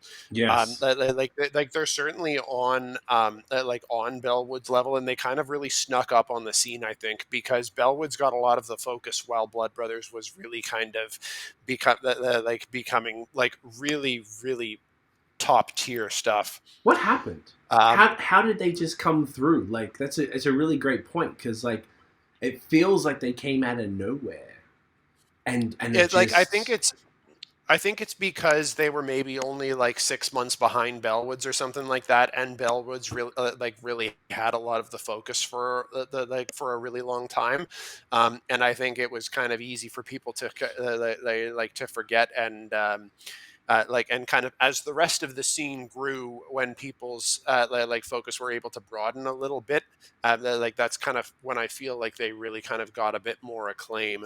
But like they're they're top tier shit. They're on the same level, absolutely no question. Yeah.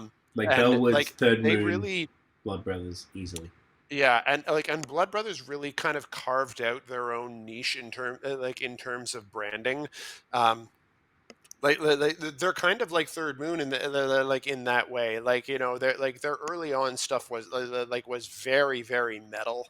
Like, you know, particularly with the even with their like their logo of like, you know, of the like of the blood hand and all of like and all that stuff. And with the brew pub in the early days, kind of had that shrine thing going on. Like you probably saw the brew pub in the early days when it was like when it was a much smaller operation, when they had that shrine thing behind the bar. Do you remember that? Yes, I did. To be honest, I was very late on Blood Brothers, so I'm not gonna lie. Okay, fair enough. But anyways, and actually, the way I discovered Blood Brothers was like shortly after I became friends with you guys, and I did a trade with Scotty like back in the day, and You got your he hooked Guilty me up Remnant? with Guilty Remnant among a couple of other things Scott put like me White onto them too. Lies. Yeah, like Yes. White Lies was like that was one of the like one of the first like kind of like sour slash wine beers that that I had ever had. Like that was spectacular. Still is. We had it recently. See that, like that's a good example right there of one that I feel like really flew under the radar while everyone else was creaming over Jelly King. Like White Lies was there, like and so good, but I feel like people weren't talking about it. Yeah. Paradise And Lost too. like and even their flagship IPA like Shumei is spectacular. It really It's is. really, really good. Even That's one of those Blood things. Light. Yes, Yeah. yes. Blood Light is excellent.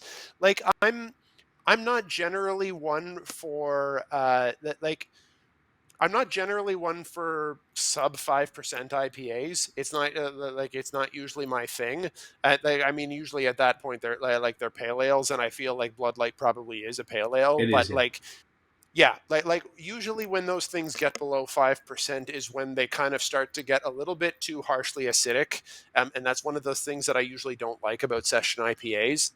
But like Blood Light is excellent. Like it's got super good body, Mm-hmm. like the kind that you wouldn't normally expect from something that's below 5%. You know, a fun fact So about that beer, it originally was a light lager. When they got the cease and desist for the Blood Light, they actually made it the same as Bud Light, the logo. They got a cease and desist. Then they asked them to collab with them, and then they didn't respond.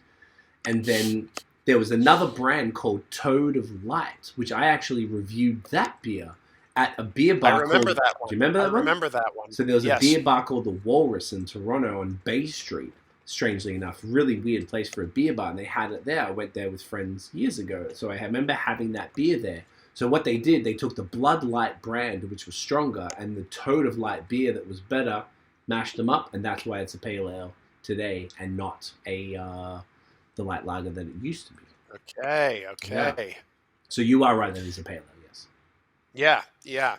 I love how fucking cheeky they are. Like Blood Light was one of them. Bloodvar was another one, and Great beer. like, man, like you know, Blood Brothers is another one of those ones that like can really transcend like a whole bunch of styles with the same level, with the same level of quality. Like Spectacular Haze, great sours, but the Crispies, holy shit! The Like transhuman, Transhuman State, unbelievable. dry hopped lager, beautiful, gorgeous. Yeah, man. Oh my god, like they're so fucking good. They don't do a single style badly. I don't think They couldn't if they tried. I really think, and I think that the improvement came from when Patrick Howe came in. Came from Nickelbrook. Oh my god, and when that Patty guy's a came fucking in, god, man. Patty's the fucking man, dude. Like I love Patty so much, and what he's so humble, man. He's such a humble dude, but like He's such a sweet, friendly dude. yeah, man. Like everyone loves him. He knows everyone. He knows the beers are good, but he's not like a dick ever. He's just like such a great guy, and they once again, Blood Brothers just care about the beer. And you know, another good mate of mine is a dude from Australia who worked for Collective Arts. Recently moved over to Blood Brothers, and he was just telling me how fucking amazing everything is and how much he's loving it. And you know, they've got a great team over. They've got a diverse team as well. Every time I go in, I'm seeing different faces from different backgrounds, which doesn't typically happen in a in a brew pub, particularly like that. You know, I appreciate that, because then there's like, it's welcoming to more people, and they're not, you know, like you'll see shortly why that they're also very dedicated to this, and they're involved in other initiatives, which is a beautiful thing. And you know, even just the fact of putting out a series of glassware with Simply that are this ridiculously expensive, but this is like, what is crystal or something, right? I think. Yeah, I like honestly, like I'm kind of angry right now. I'm so fucking jealous that you have those glasses. Dan was like, "What do you want for Christmas?" I'm like, "Nothing. I don't want stuff. I don't like gifts really. Like I just buy what I want when I want it." So I was like, "I don't really like it," but Dan really loves gifts. He's a kid. He's 23, but he's old school. So I was like, I don't know. And he had, the day he asked me, they happened to have dropped this. I'm like, I don't know. I want this, but I'm like, dude, it's really expensive. Just tell me, and I'll pay whatever you want to pay for it, and I'll pay the rest. And then he just got it. So I didn't think he was going to do it. You know what? You know what? I respect that. I'm like Dan on that like on that front. Like I like giving gifts, but like holy shit, like he went all out. Yeah, like, I kind of that's next level there. We bought him a bunch of stuff too, obviously, but I kind of feel like I owe him a bit now. Now I'm actually thinking about it. I kind of feel like do you want anything else, bro? I'll just buy you something now, like just to make up for it, because this is ridiculous. Like, this is, you know, it's super cool. But but who else could get away with selling this though? Like, who else could really get away with selling this product? Well, you know what? That's a great that's a great point, and like their artwork is eminently suited to that. They go so nuts with their with their can artwork. It's like I literally don't even know how to describe it. It's it's so bizarre, and but at the same time, like it really fits their whole image. It's it's something to behold. Like if you like check them out, their branding is spectacular. They've got some of the best merch of of any brewery in Ontario. That all of their merch, from their glassware to their to their apparel, it's all sporting like exceptional imagery, and like all of their beer branding and whatnot. That's they were a top pick of mine in our in our holiday gift guide, exactly for that reason. Yeah, no, 100%. I'm glad we added them in there, because yeah, this shit is fire. The beer is incredible. I haven't had a chance to eat there, but I know that they've got like a great chef that's from somewhere, like a great Japanese restaurant from memory, if I'm not mistaken. Like Momofuku or something. There's something like that. And you know, it's just, the experience there is amazing. Every time I've drank there, I've had a great time. You know, huge fan. Good people there. Always good people, good vibes. People who know their shit go to Blood Brothers. I always felt like Blood Brothers were the like under the radar, kind of like Rorschach, but then they made it above the radar.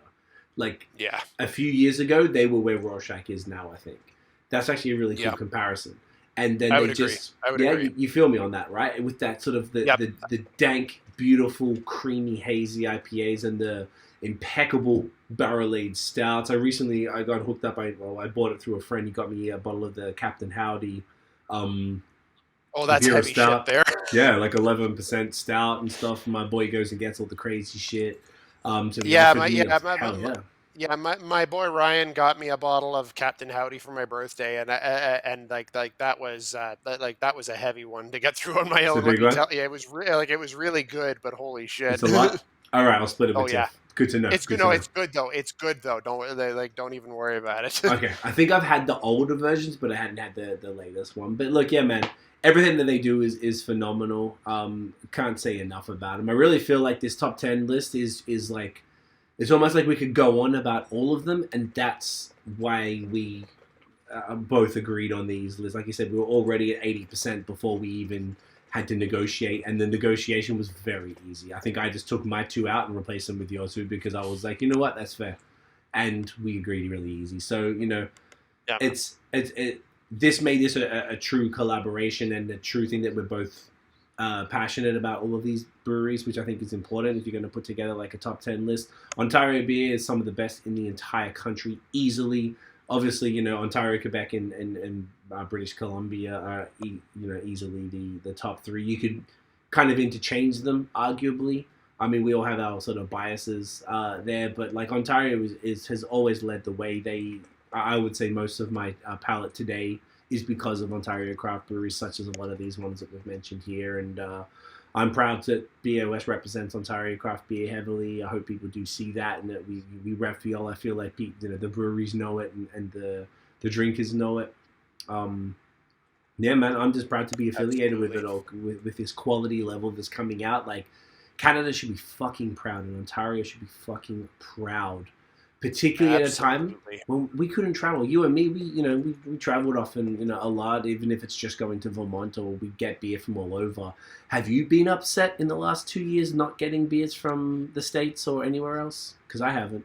You know what? You know what, man? I can't complain, and especially living in Ontario, because I've got an advantage that that you unfortunately don't in Quebec, which I know is a big beef that a lot of Quebec brewers and Quebec consumers have.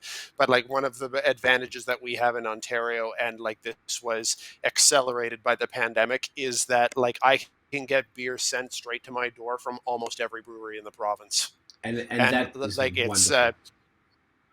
Yeah, it's been a glorious thing, and it's something that I've taken full advantage of, and especially since the pandemic, because I'm not going nearly I'm not traveling nearly as much as I would have otherwise. But it's been one of those things of if I want Bellwoods, I can get it sent straight to my door. If I want Blood Brothers, I get it sent straight to my door. Up until very recently, rest in peace. If I wanted Half Hours on Earth, I was getting it sent straight to my door. Oh my God, I miss them so much already. It hasn't even been that long. They would have been in our top 10. Oh my God, if they had not shut their doors. I mean, mad respect for their principles, but if they had not shut their doors, they unquestionably would have been in the top 10. Probably top I'm so sad they're gone. I don't want to talk about it because it's too much. But no, I don't want. I don't want to talk about it either. I'm going to get too upset. Yeah. All right. So So you're absolutely right. Like we're incredibly lucky. We're so here in fortunate. Ontario. There's so many good breweries here, brewing such good stuff across the style spectrum.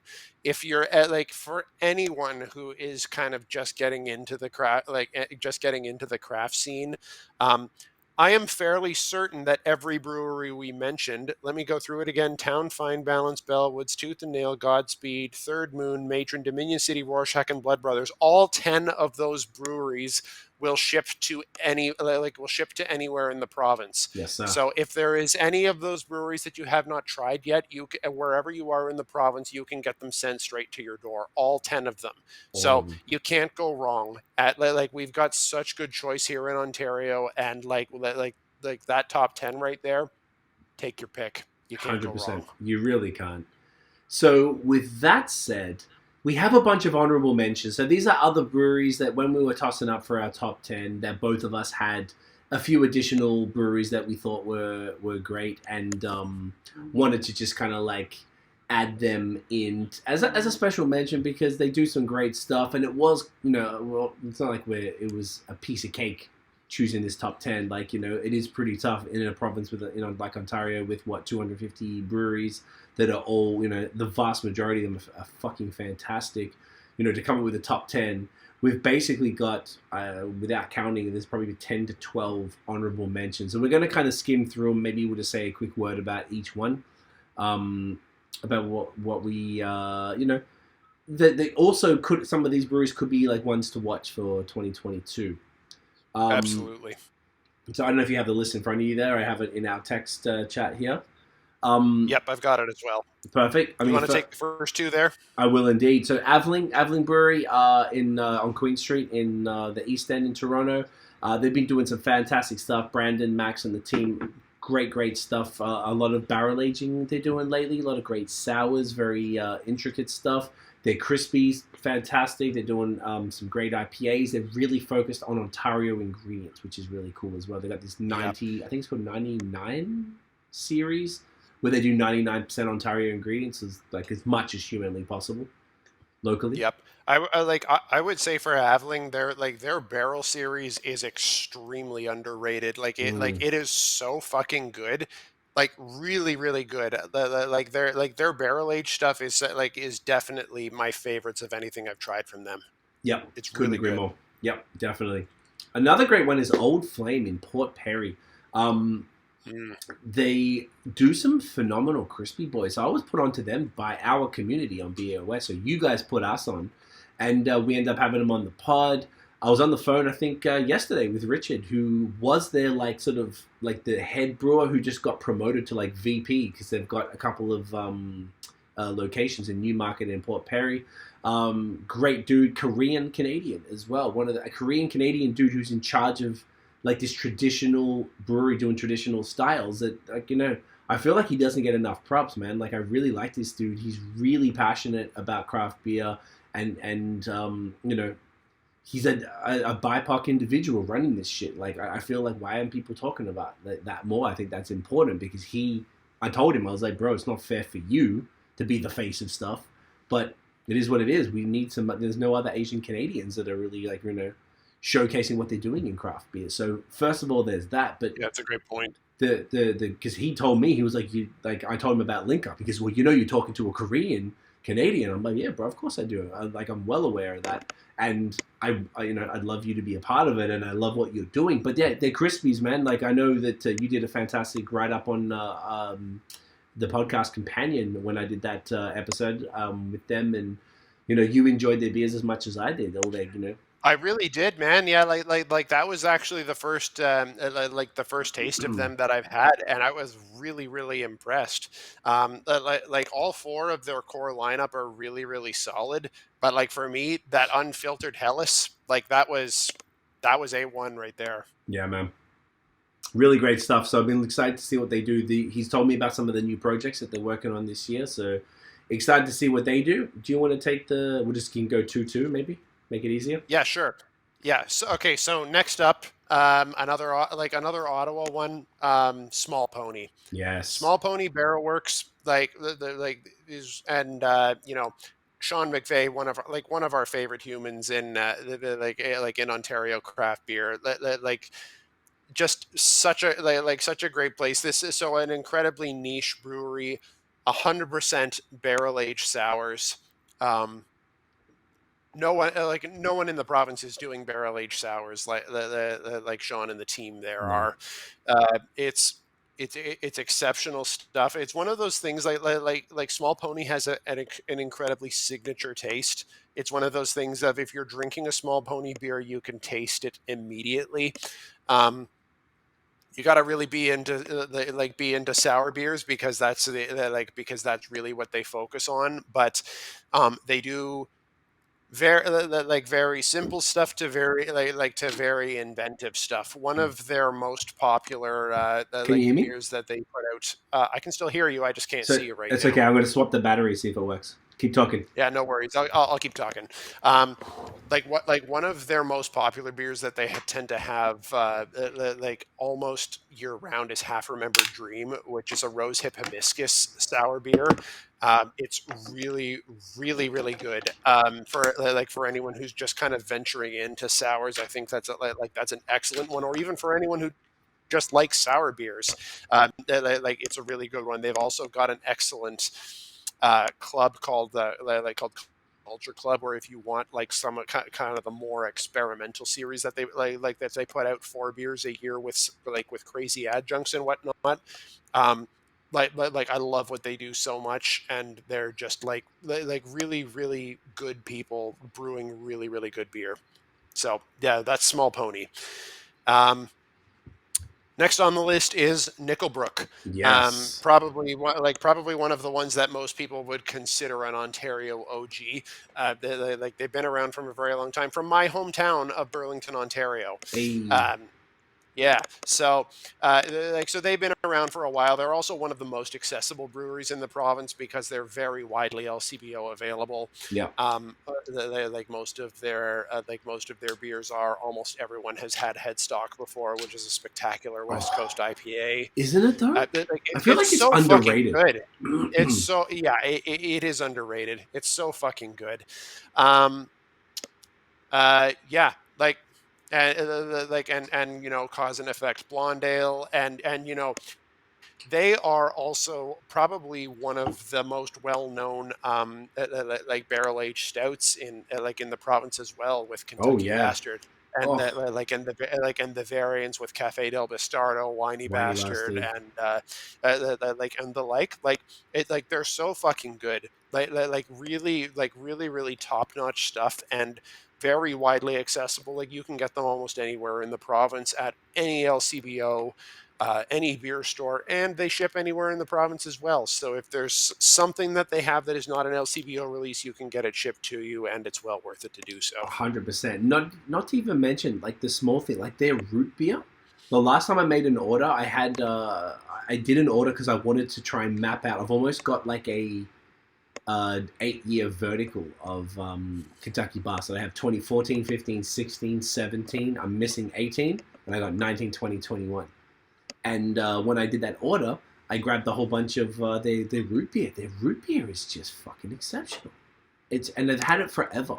They've had it since like 2011, even earlier. Yep. And their ginger beer, which is great if you're making something like a Moscow Mule or something like that. Just phenomenal stuff. I think Nickelbrook are that's why I was really proud to do the collab, the Green Apple collab last year with them. I just think they're wonderful people. They've always been so good to us, but like having our label on a Nickelbrook can meant so much because I drank their shit. They were one of the first breweries I went to in Ontario in 2011. Yep. And they just mean so much to me personally. And I love the way that they've grown, and their barrel program has been killing it since 2014. I think that was the first year they did Kentucky Bastard, and it's just such an exceptional beer. And to see them grow and then do small batch haze and then all these different other things that are just really quality beers, I'm like, man, I just really love them. I think they're just such a fantastic gateway brewery and a great example of even their branding has grown and changed over the time as well. So definitely, It really has, yeah. And Yeah. and they're one of those ones. Like, I remember having their Green Apple Pilsner back when I was in university, before I even had any concept of what craft beer was, and I feel Hmm. like that's the case for a lot of people in Ontario. Yep, that's why we brought that one back specifically because we knew that people Yeah, would love it. that was brilliant. I love Yeah, that one was brought back in that way. yeah, it was super fun, man. It really worked out well. All right, next. The next two, Slake Brewery in Picton, Ontario, in Prince Edward County. They have one of the best views of any brewery I've ever been to. Yeah, Perched at 100% the top agree. of a hill in this beautiful, modern, high, lots of concrete, lots of windows, this beautiful building, these picnic tables outside that you can drink on and watch the sunset over the island. We first went in September. We went back in. It was too cold in December. We just picked up beers and left. But yeah, man, their stuff is amazing. Basically, the main thing they do is Crispies and haze. Just so impressed with all their stuff. Their Crispies, they usually do a whole bunch of them. Fantastic. Their haze and nothing. None of it's crazy. Like all of it is super crushable. Very, yeah, like very crushable and very balanced, and that's very much their ethos, is that they want their beer to be extremely approachable, Yeah. and they really seem to be very committed to that. Yeah, very much so. Always enjoyed going there. When I went in December, I picked up a case as well, split that with my bro, and just always enjoy having their beers around. Like I pretty much, I imagine I probably crushed most of them now. I got to double check because things get lost in there. But been a really big fan, and I think between if my personal opinion is that between Slake and Matron, those two are leading the way for craft beer in Prince Edward County, and it's very exciting to see where they take it from there. 100%. That's very cool. Next one is Badlands Brewery in Caledon, Ontario. I have not been to the brewery. You've probably had more of them than I have, but everything I've ever had from Badlands has been A1. Obviously, they are known for their haze. Recently, I think they've been getting a little bit more into some stouts and some other things like that. You might be able to speak to them a little bit more than I can, bro. Yeah, yeah. I think they put out what I think was their first pills recently called CS pills, and and Ooh. I had that, and it was quite good. I haven't had any of the stouts, as you say. They are primarily and shamelessly known for their haze. And you know what? It's really solid stuff. Mm, It's really really good. It's it's big, it's big haze, it's thick haze, it's that's what they do. They're very much like Third Moon in that yeah, in that respect. they're in that um conversation. yeah, they're in the conversation for sure. And and you know what, it's quality shit. It really really is. You can't they're one of those ones that you can't even question on that. Yep, and It's that's what they're passionate about, and they do it well. big facts. And I would say that some people might question why they didn't make our top 10. For me personally, I just hadn't had enough of their beers to place them in the top 10 above any of the ones that we had in there. I feel like, and that's, unfortunately what this kind of comes down to sometimes is how much have access to. Even in the Quebec one, sometimes, like not 2021, but the year before, I probably had one, maybe two beers from Bar Canada, who are easily, some of the best haze breweries in Quebec. But, I didn't have much of that year, so it's not, I couldn't put it in there. So I don't know about you, but for me personally, I did an order actually there with my brother. I think we did the 12 pack, so I think you get 4 different beers or something, or Yeah, three of yeah, each. usually. And so I get to have 4 different beers really, and maybe some. And the other person, you're the only other person who makes sure I get Badlands from time to time. So I just hadn't had enough of them to be able to put them in. But I look forward to drinking more of their stuff this year. Absolutely. And you know what? They were absolutely in the conversation for me. In you could very easily include them in a top 10 list, and I wouldn't disagree with you. It's just one of those cases of, if you can only choose 10, sometimes some of the ones aren't going to get picked. Yeah, It's as simple as that. But if you included them in a top 10, I wouldn't disagree with you. yeah, exactly right. All right, next two, bro. All right, so next up, Wood Brothers. So this is a small farm brewery in Glen Robertson, Ontario, and it's one of those ones that not a lot of people have been to, because they are in the middle of fucking nowhere. It's a Literally. it's a case of, if you're you could drive there from Ottawa or from Montreal. It's about It's about halfway in almost between, exactly halfway. but Yeah, yeah, I mean, on the highway it's halfway, but then you still have to veer go off for in. another half hour off off the highway. It is not convenient on the way to anything, I'll tell you that right now. But Yeah, but that said, it is worth the trip there, it is. because they've got a delightful farm tap room there. There's some real there are some really nice people there, and they are again another brewery that is really all about haze. Yeah. That's what they do. That's what they're passionate about. They the way they brew is pretty unhinged, but but it is top tier quality shit. And props to them. There was a collab, back in early 2020, which and it was released about a month after after the world went And to shit. brewed 2 days before. We were there on a Friday, March the 13th, 2020. I'll never forget it, because we didn't know Yep. how to greet each other. We were like, do Yeah. we dap? Do It we was elbow? Do we kick? it was back in the very questionable zone. Yeah, Noah and I unfortunately had to bow out at the last minute. We were part of the we were part of the creative phase, so our names are still on it. We unfortunately didn't end up being able to attend the brew day, but it was still a group collab. Still the Chinwag gang that it was. that collabed on the concept of it with them. Our Cadbury cream egg stout, that was released for Easter that year. That was a really fun That was a fun beer, eh? that was a really fun thing that that we did with them. In any case, it's they're they're an excellent brewery, and they are now, thankfully, to the thanks to the wonder of independent bottle shops, that they're more widely available across Ontario. Like, I know places like Fourth and Seven have have their stuff every now and then, and Good. places like Bevy Bira and whatnot. So there are places you can get their stuff, and I would highly recommend that you do if you have the opportunity. Yeah, I haven't had their stuff for ages. Next up is another one from Kingston, who C and I interviewed this year, is Daft Brewing, who you'll probably recognize from their flashy flamingo logo, and and their very funny social media whatnot. So another brewery from Kingston. We as I said, we interviewed them a couple of months ago on the on the podcast, and they're brewing some really good shit. They've got they've got a very kind of funny, silly, goofy kind of mentality. They don't take themselves too seriously, but they do brew really good beer.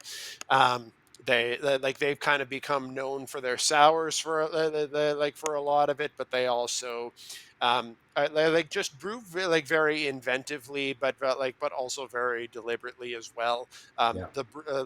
Their head brewer is very creative. He likes to experiment with adjuncts, but doing so very well.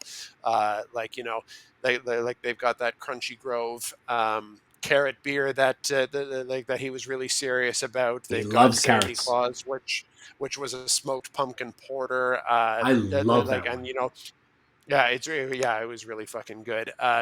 They also do a great dry hopped pills, and and so many other things. We're really big fans of them, and really good people as well. So that's why they made the honorable mentions for sure. Couldn't agree more. Excited to see what they do in 2022. Yep. Beautiful. The last three, I'll run through these. Indie Ale House. So this is a brewery, the Junction in Toronto. I haven't had them since 2020. I remember I went there in February 2020, actually, and had some food and some beers, and they were super nice, really, really cool. I've been they do kind of everything pretty well. I feel like indie aren't really known for a particular style. They won for that Spadina Monkey. I think it's like a raspberry sour. They won an award, I think one of the Canadian Brewing Awards or something for that. They do some great dark beers. They do some great haze. They do some great crispies. I don't know if you've got a bit more. The Marco Polo. Really some really, really great crispies. Like Marco Polo was one, but another one that really stood out to me recently was their Foodore. Yes. Pills. What was it called? That was. Fuck, I don't remember. But it was at the LCBO. Yo, that shit was fucking fire. That was honestly, you said this to me, I think, and I was like, yo, I was thinking that. It was up there with some of the Godspeed stuff. As far as the wood. It's up there. I couldn't believe how fire that beer was. It was really fucking loving good. that. And there's another one, that Memento Mori, I think it's called, which is one of their, just a crushable oatmeal stout.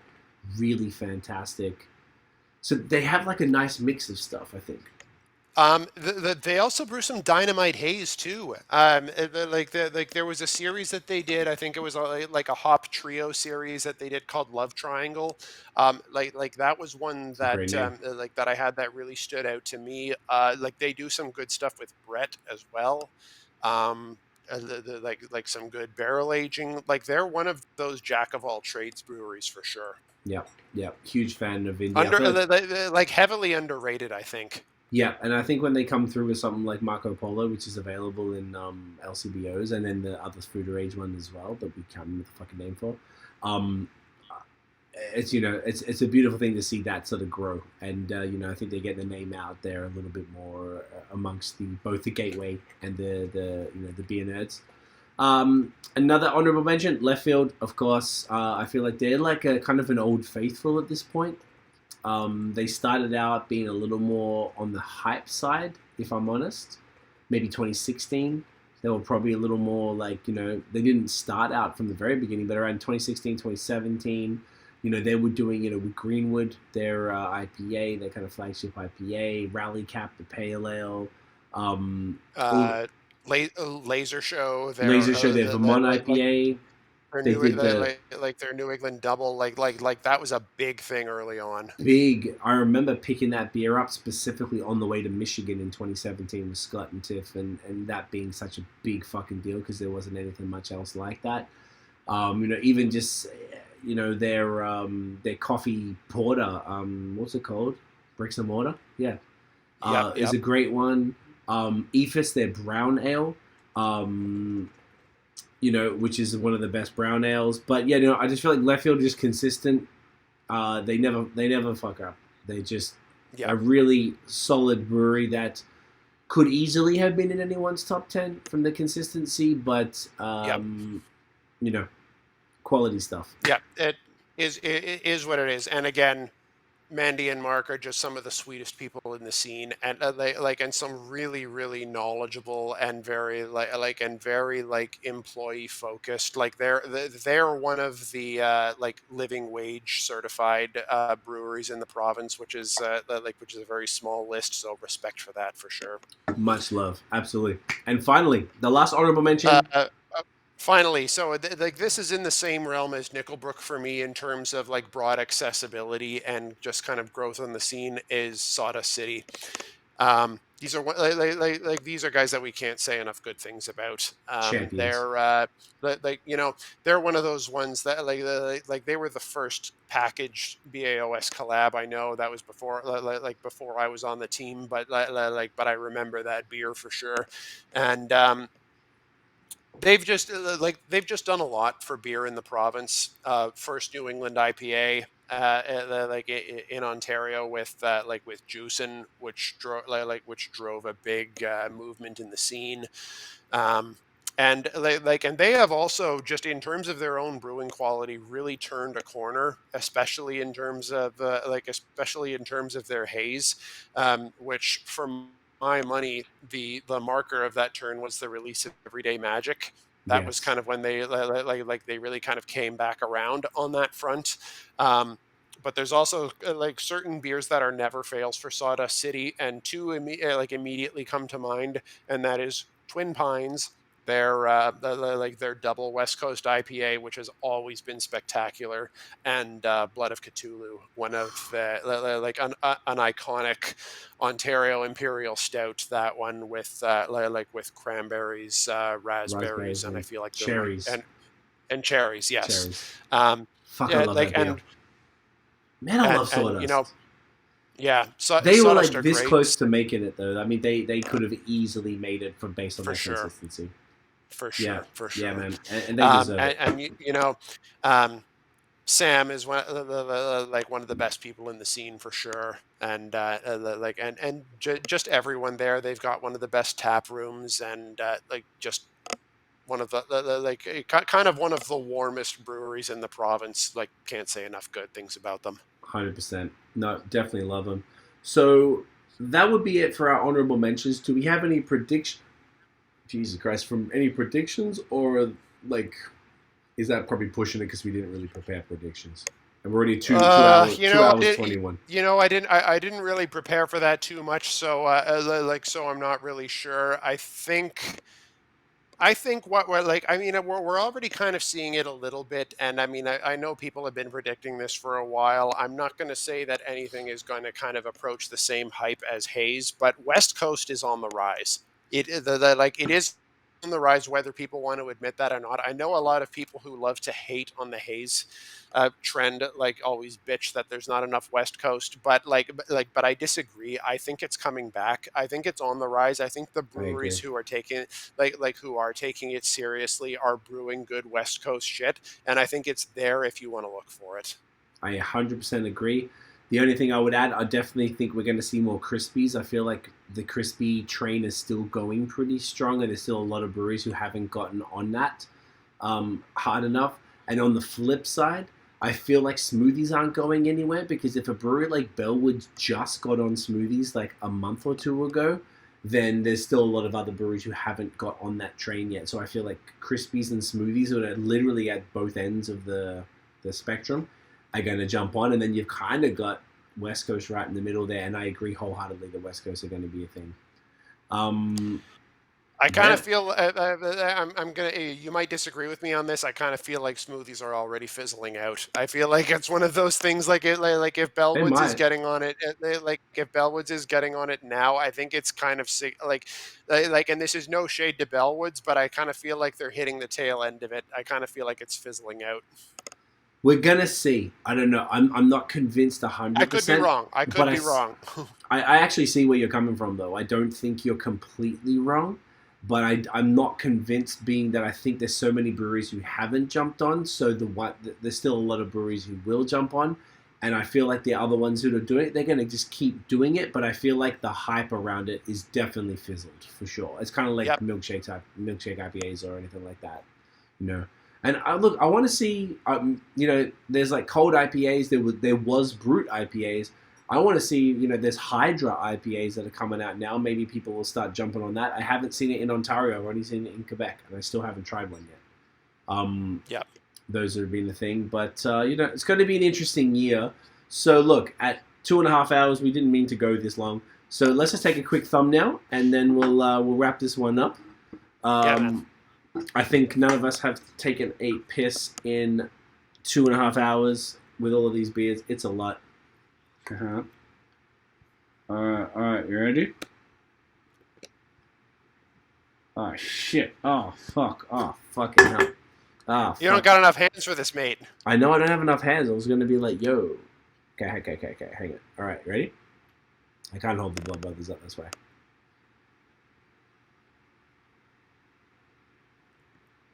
Gorgeous. All right. Nate, where can everyone find you online, you champion? All right, so you can find me find me everywhere: Instagram, Twitter, Facebook at NathanDoesBeer. Also find me on the BAOS blog. All my old blogs are at NathanDoesBeer.com, and you can also find me here co-hosting BAOS podcast. Fucking beauty. Guys, thank you so much for watching and listening. If you enjoyed the episode, smash the thumbs up, hit subscribe below, hit the notification bell so you know when the new drops. You can say ding. Ding, motherfucker. Follow us everywhere at BAOS Podcast. Check out the Log Form Audio. We basically drop audio and video every Wednesday at 8 p.m. Eastern. Let us know in the comments everywhere if you have any thoughts on our top 10 in Ontario, any of our honourable mentions. If there's anyone that we missed, if there's anyone you think shouldn't be in there, if there's any prediction you think was going to happen for 2022. Nate, appreciate you. Happy to be here in 2022. Excited for a big year of craft beer, of collaborations, of just positivity and just great beer and great connections made between everybody. Guys, thank you again for all the support. I hope you had a great holiday and you're ready for some fucking amazing beer in 2022. All I gotta say is fucking get it in you. Cheers, y'all.